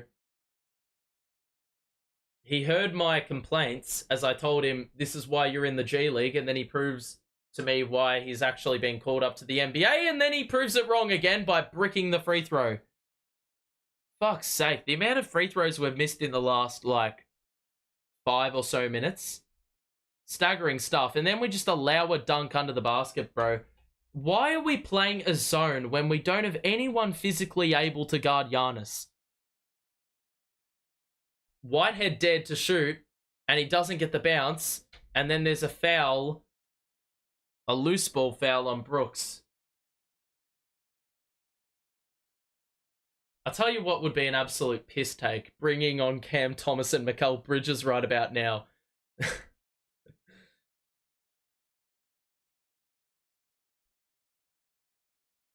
You just give Cam Thomas the rock and just say, Cook. Portis, pass to Payne, back to Portis, another 3. We have not got the message that we have shipped off threes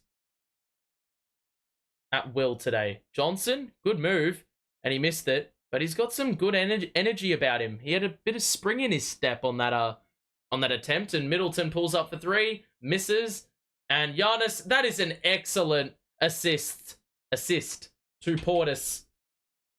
Did it all in one motion. Those are the team plays you need to win, and the Bucks have their largest lead. Whitehead into the paint. Back out of Wilson, who pulls the trigger on a 3, and that's off. Clowney was fouled by Giannis, and it will be free throws. We're in the bonus, so 2 shots coming up for Noah Clowney.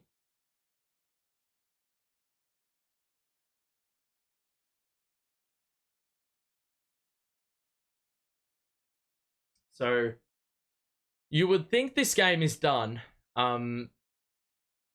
Given how many fucking points we've shipped off, it's actually ridiculous. Irrespective of the personnel we have on our team.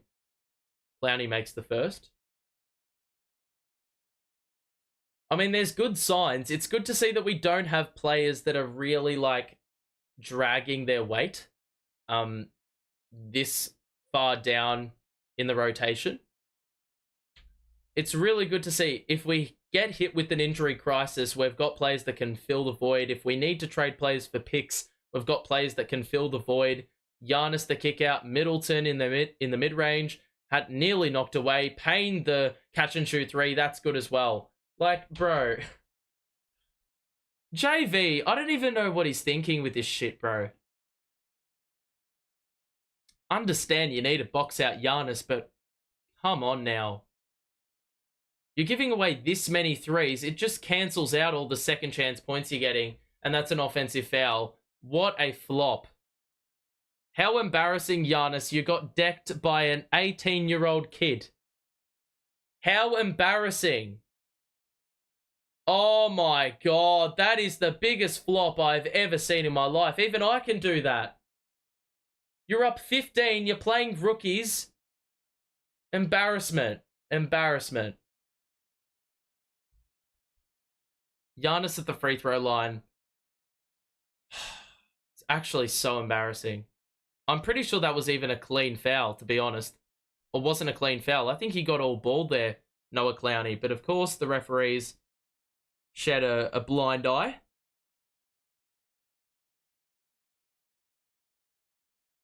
Let's have a look at what the chat's saying. Bucks shooting 2 through Giannis. What happened to Bridges? They just stopped playing him, like Cam Thomas. I don't know why. This happened last year as well, against Milwaukee. I don't know. We look at this game on the schedule, and what? Does JV just think we're losing automatically? We actually aren't doing too bad offensively in this game. The defense is just terrible. Terrible. Allowing this many 3s. And we don't have the personnel to actually score the 3s at a similar rate. That's why we've been taking it inside the majority of the time. We run a 9-man rotation versus Detroit, but now we want to play the G League players versus the Bucks. You've got an excellent point there. You've got an excellent point. Johnson, good take. How was he not fouled? He blew the finger roll. And it's going to be Nets. No, sorry. It's going to be Bucks ball on the side after it was knocked out of play.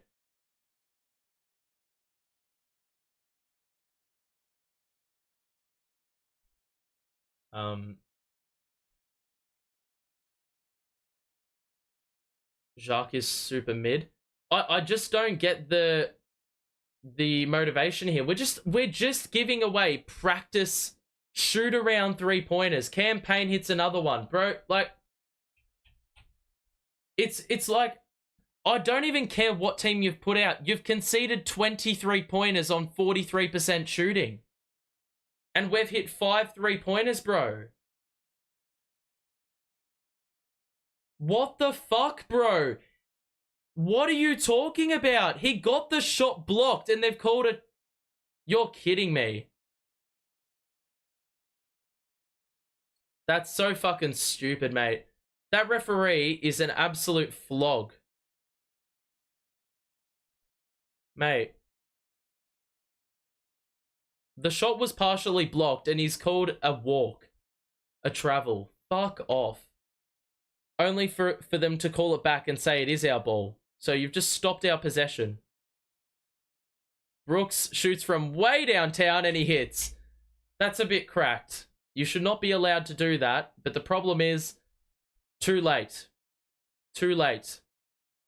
We will be doing a box score check. That's another backdoor cut by Giannis on Whitehead. And he scores again. It's actually a bit depressing that they are playing their starters. Some of their starters now. 3 by Johnson, and that is off. Wilson bats it to Whitehead, who shoots the runner, and he scores for 2. And we're going to get a timeout with 4 minutes and 3 seconds to play. Excuse me. So, look. This is the issue, and this has been the issue all game long, right? First and foremost, shout out to Jalen Wilson. J-Dub. 21 points and 9 rebounds. Impressive stat line. Lowney's got 12 and 4. I really don't know why he didn't just play the team that he put out there. There is no reason why Cam Thomas should not have played tonight. He played 26 minutes last night. Day'Ron Sharpe playing as few minutes as he did. Don't know what the fuss is about that as well. He had an excellent third quarter. He ended the game with 12, 4, and 4. We were in this game in the third quarter, and he's run just G League lineups. We've shot the ball abysmally from 3. We were like 1 of 13 at one stage. We were 2 of 16 at one stage, and Day'Ron had converted 1 of our 2 threes. We haven't shot it that poorly. Free throws have actually been really good. 17 offensive boards. Jalen Wilson has 7 offensive rebounds. From the bench, we've gotten 15 offensive boards, or 14. Only the 9 turnovers, but the problem is this one freaking stat. 20 fucking threes on 46 shots. The efficiency at which that is occurring is unacceptable. That's the only reason they are winning. They have 60 points from the outside the arc. From outside the arc, we have 18 points. They have had 13 less shots. They're shooting it at 60% from the field, and their free throw number is, well, not awful. We haven't done a bad job there. The rebounding, we're smashing them by 10. Turnovers have dried up for Milwaukee in the second half, but look, I can get behind the reasoning for us allowing 46 threes. It's because we're allowing shots at 59% from the field, and Giannis has had 13 free throws and shot it at 10 of 11. So he's been borderline unstoppable, so you've got to keep him out of the paint, and you've got to try stop what they've got going there as much as possible. You've got to try stop that. But The issue has been, well, the 46 3-pointers. As much as we've kept them outside of the paint, they've absolutely killed us on the interior, man. On the exterior. On the perimeter. It's fucked. Bro, how depressing are you, man? You've got your starters back in. Bro, what are you doing? Oh, that's so sad, bro. They crack 130. How depressing. They have brought in Dame, Chris Middleton, Beasley, Lopez. They've got all their starters back in. And you're up 16 with 4 minutes left. I actually hope someone gets mildly injured.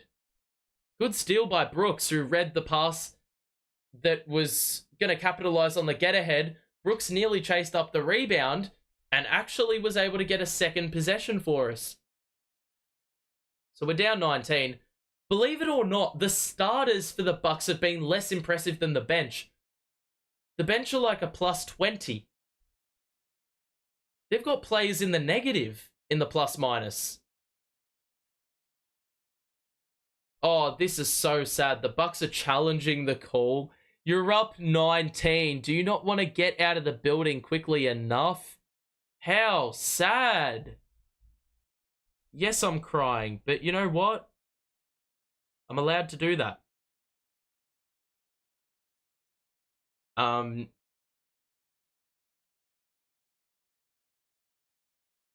block was the momentum shift. JV should have challenged that call. Which block?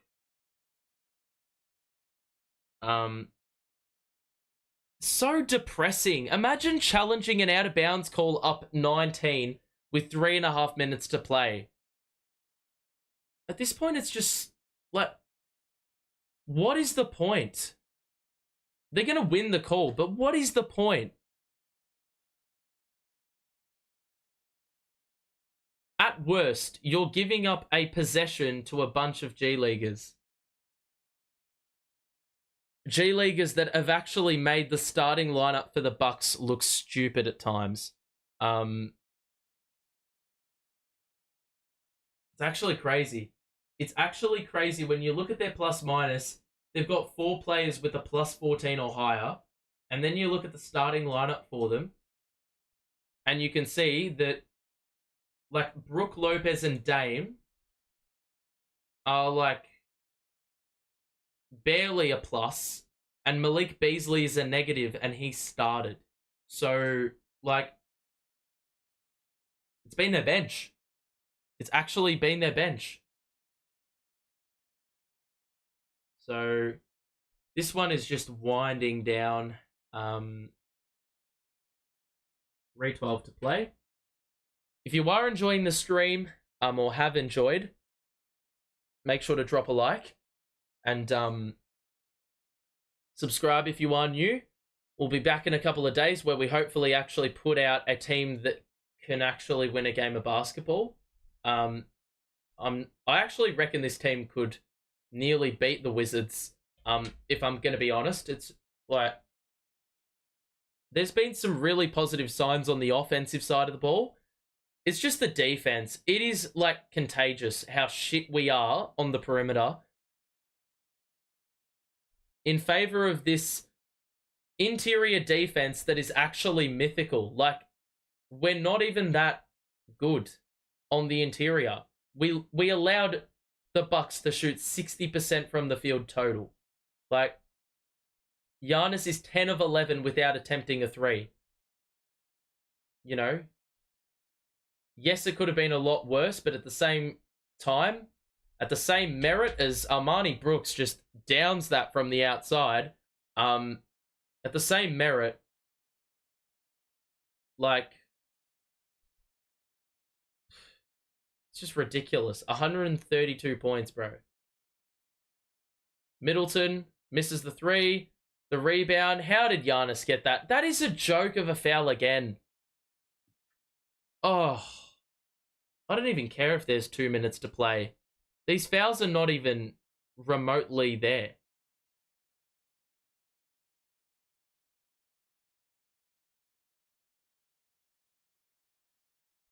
Like, I literally have the same skill level in terms of drawing fouls as Giannis. I could do the same theatrical bullshit and get the call. Anyone could do that. It's just whether the referee actually makes up their mind as to whether they are going to give you the call. Giannis at the line makes the first, and it is 133-118. Like, they're still playing Dame and Giannis with, like, up 15. I hope there's a calmer moment in all of this, because this is just pathetic, dude. Play your reserves. I'm even saying it for the Bucks' benefit. Take your starters off.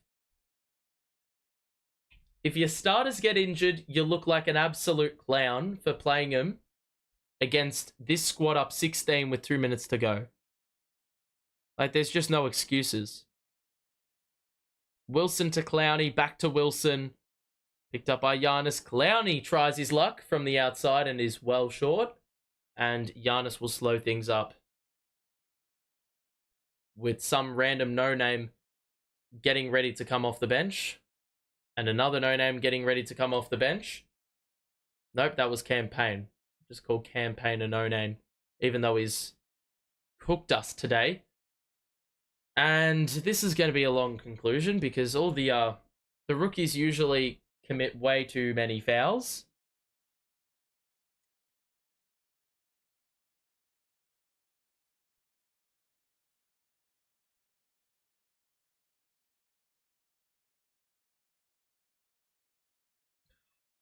This, oh, it's so frustrating. Giannis has scored 30 and 10, had 8 dimes, and honestly, you could not have called it.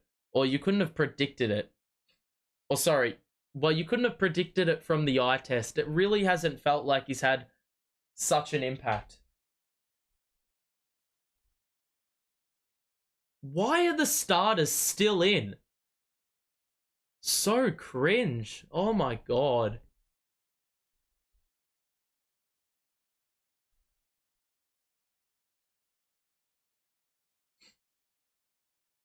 Actually so sad.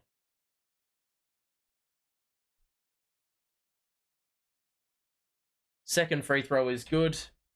We're doing a full post game, so if you want to hang around for that, go ahead. They finally take Giannis off. Crazy it took that long to take him off. Far out. Down bad that much.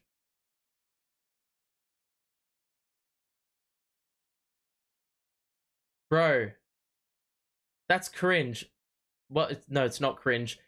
There's these people right in front of the Bucks bench that want a photo with Giannis, but they've spelt Giannis's name wrong. At that point, you've just got to say, I can't take a photo with you guys. If you can't get my name right, you're not good enough of a fan to get my photo. Nah, jokes aside, take the photo, Giannis.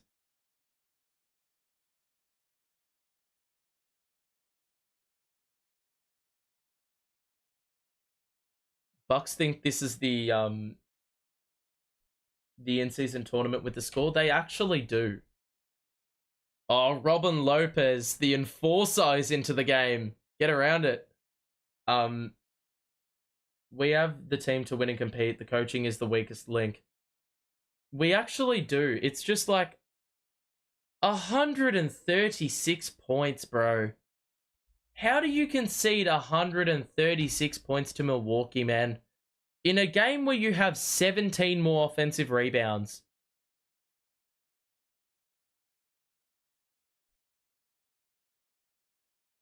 Like, it's just embarrassing, bro. In a game where you out-rebound them, in a game where you shoot the ball well, in a game where you don't turn the ball over. Lopez for 3. Oh my god, he hit it. Oh my god. Robin Lopez with the 3. Wilson, Whitehead, catch and shoot 3. He's off. He's looked short on basically every 3-pointer. Barely gotten enough lift.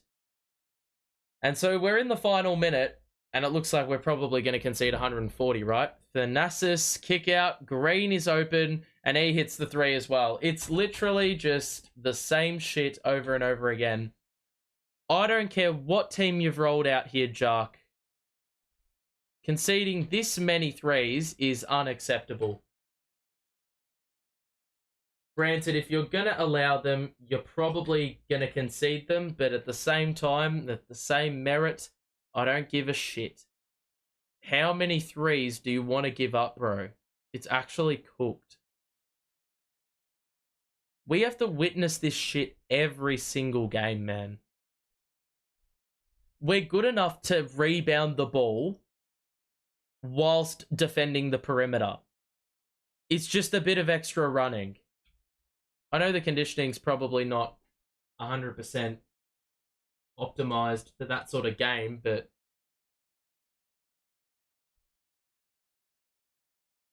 Johnson's second shot rims in, and if the Bucks actually go for a score, it's pathetic. If they don't run out the clock, look at Thanasis. What a clown. Oh my god, and they score another 2 points. Who gives a shit, really? Game was done a long time ago.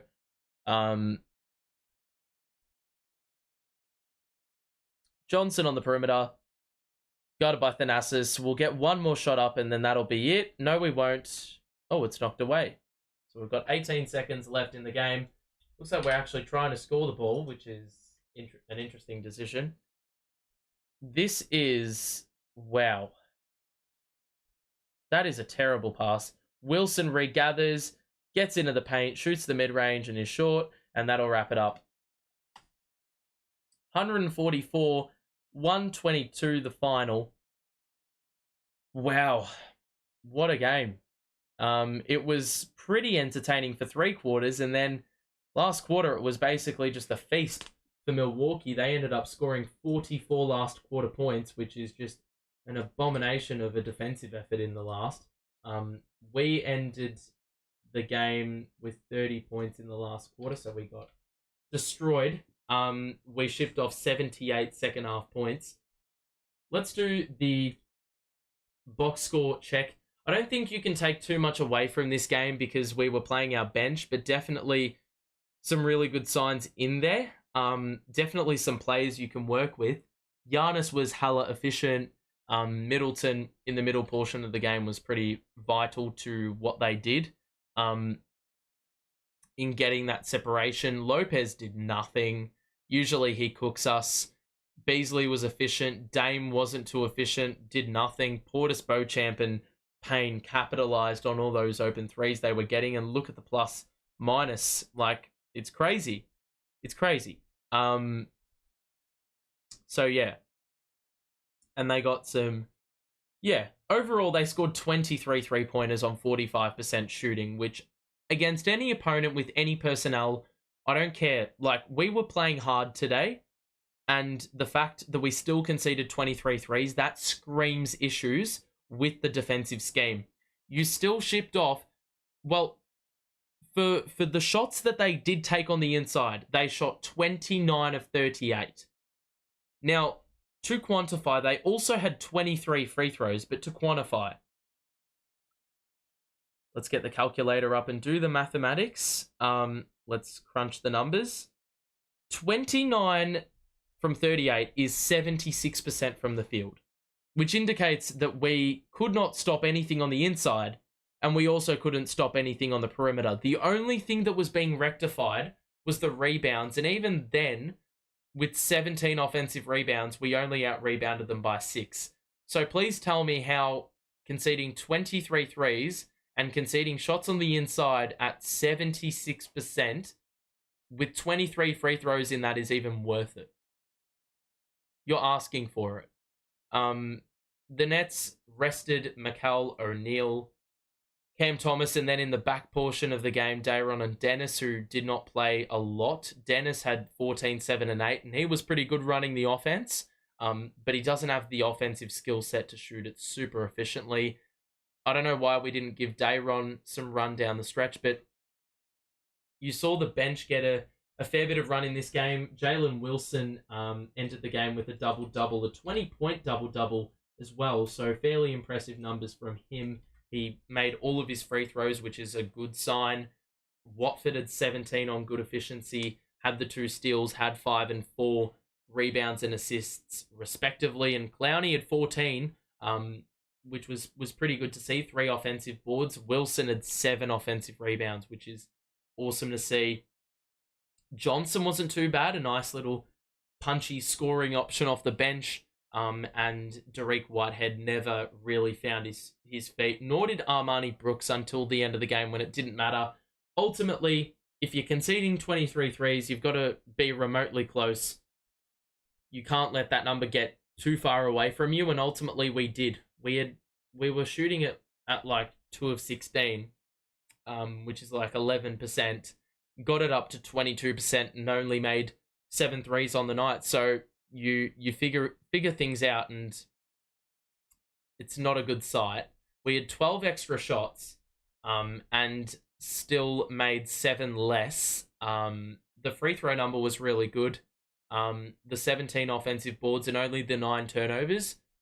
9 turnovers for a team with this lack of cohesion, because they haven't really played in the top level with such opposition. That's a really good thing to see. They weren't overwhelmed, but I've got really big concerns about that defensive scheme. Just trash. Is his scheme just to let the opposition shoot wide open ass threes? It legitimately is. They had more than half of their shots from the outside, and the reason for that was because they were getting it given to them. It was delivered on a platter. It was packaged in a nicely protected parcel, placed on the doorstep. Like, it was handed to them for free. They didn't have to pay any delivery fee. It was right there for them. Just, like, I don't understand that shit. Even though the expectation going in was to not...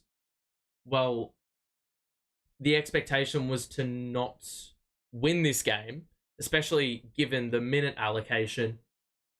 I don't understand why he didn't play Bridges. He didn't play Thomas. We were in the game in the third quarter. You could have brought those guys back in with a crap ton of rest.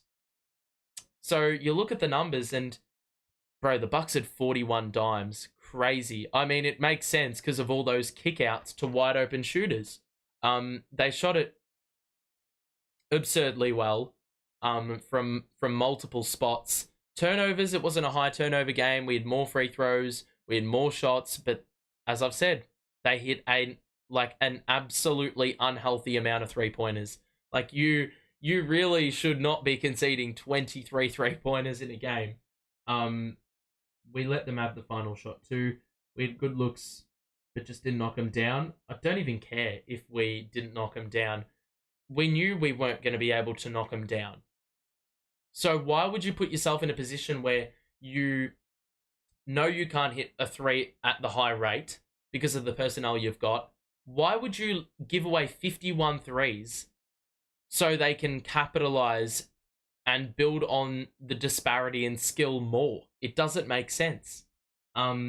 We were in this game. That's why I'm sort of frustrated, because we were in this game. And the defensive scheme's just trash. Granted, they're a very good offensive team. So, I mean, 144 points is really bad.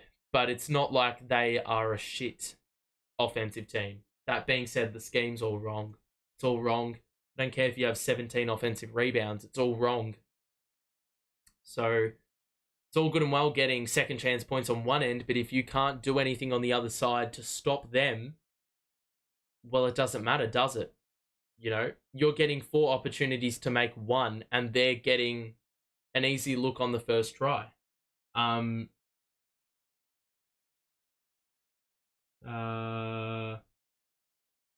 a look in the chat.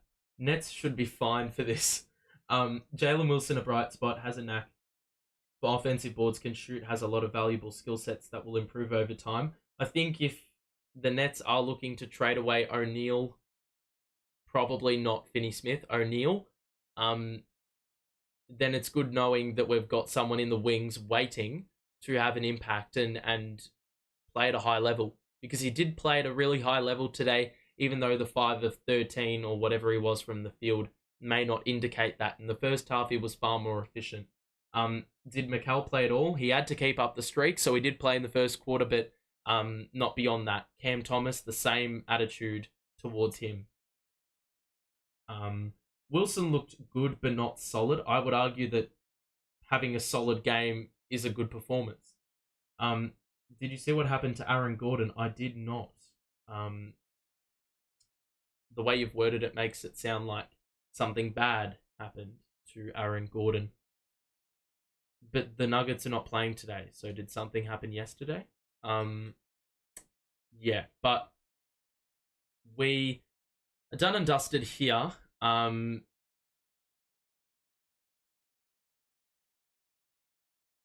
Yeah, I'm a little bit frustrated with this performance because we were in like reach of winning this game. We could have actually, if we wanted to win this game, we could have. But for some bullshit reason, we had players on the bench that were active, didn't use them. We had players that hadn't played many minutes last night when you think about things in the context of an NBA game and being able to play on the second night of a back-to-back. The only time you may rest someone is if they play like 35 to 40 minutes. We injury managed a number of players and set the precedent from the start that we were going to lose this game. Like, our attitude towards Cam Thomas, our attitude towards Mikal Bridges, our attitude towards even Day'Ron Sharpe. Like, these guys were good in the first half. Why did you rest them? Why? That being said, a good opportunity for the youngsters. I don't think they'd get this opportunity otherwise. So it was good to see them do what they did and remain competitive for the best part of 3 quarters. But the where they've fallen short is the fact that they didn't do it for 4 quarters. They did it for 3, and we had the players to do it in 4 quarters. So it just didn't make sense. Like, you want to win games. I've seen a great comment on Twitter by Anthony Puccio. He's a great follow. So you want to rebuild the culture? Great. You want to rebuild a winning culture, yet they're okay with throwaway games. What precedent does that set? It's unserious. I think that's a great word to sum it up. It's unserious. We're not a team that can afford to lose. Why would you go into a game thinking you're going to lose? Or having that mindset of you're going to lose? It's a losing mentality. Why would you sit everyone out? Oh, fucked if I know. Seriously. Yeah. Ridiculous, man. Waste of a game. But yeah, it's good knowing we've got a bit of closure that these guys can ball out. These guys can really perform if given that opportunity. Our attitude, the coach's attitude. I'm just saying the attitude as a whole, as a franchise.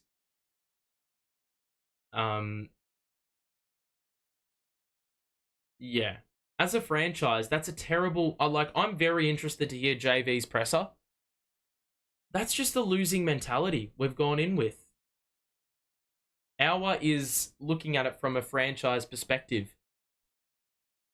That attitude that we are supposed to be displaying as a team that, you've gotten players in to compete, and you're playing players that haven't gotten run that can compete, and so you can afford to do this rotation bullshit, but at the same time, the same merit, what precedent does that set? An unserious one, as I've just said. So, yeah.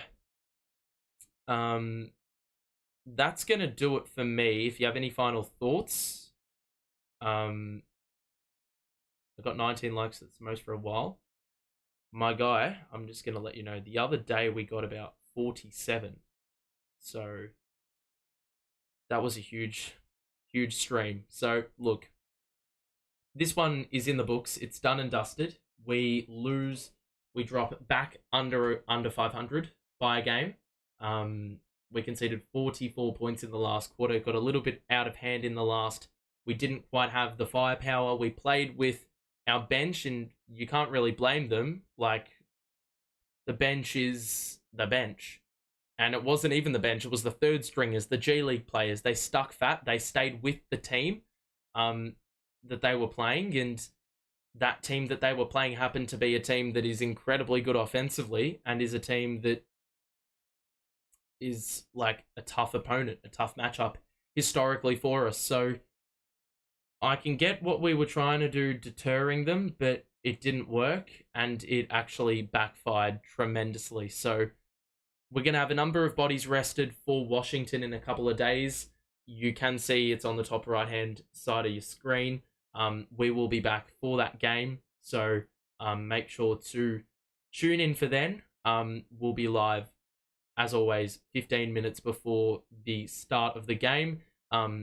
So yeah, players will be rested.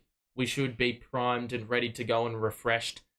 Basically, our whole core, if you want to call it that, are going to be ready to go. So hopefully we start the game out the gate strong, and we actually have a new starting five with everyone fit, because the starting five prior to today was trash. Even today, we had like 3 of our bench players in and actually looked unironically better than what we have been with our best lineup. So that's going to do it. I'm done. Thank you for tuning in. We will see you soon. Stay safe. We will see you in 48 hours. Have a good one. Have a great rest of your day. I believe it's going to be the last one of the year. So make sure to tune in for that.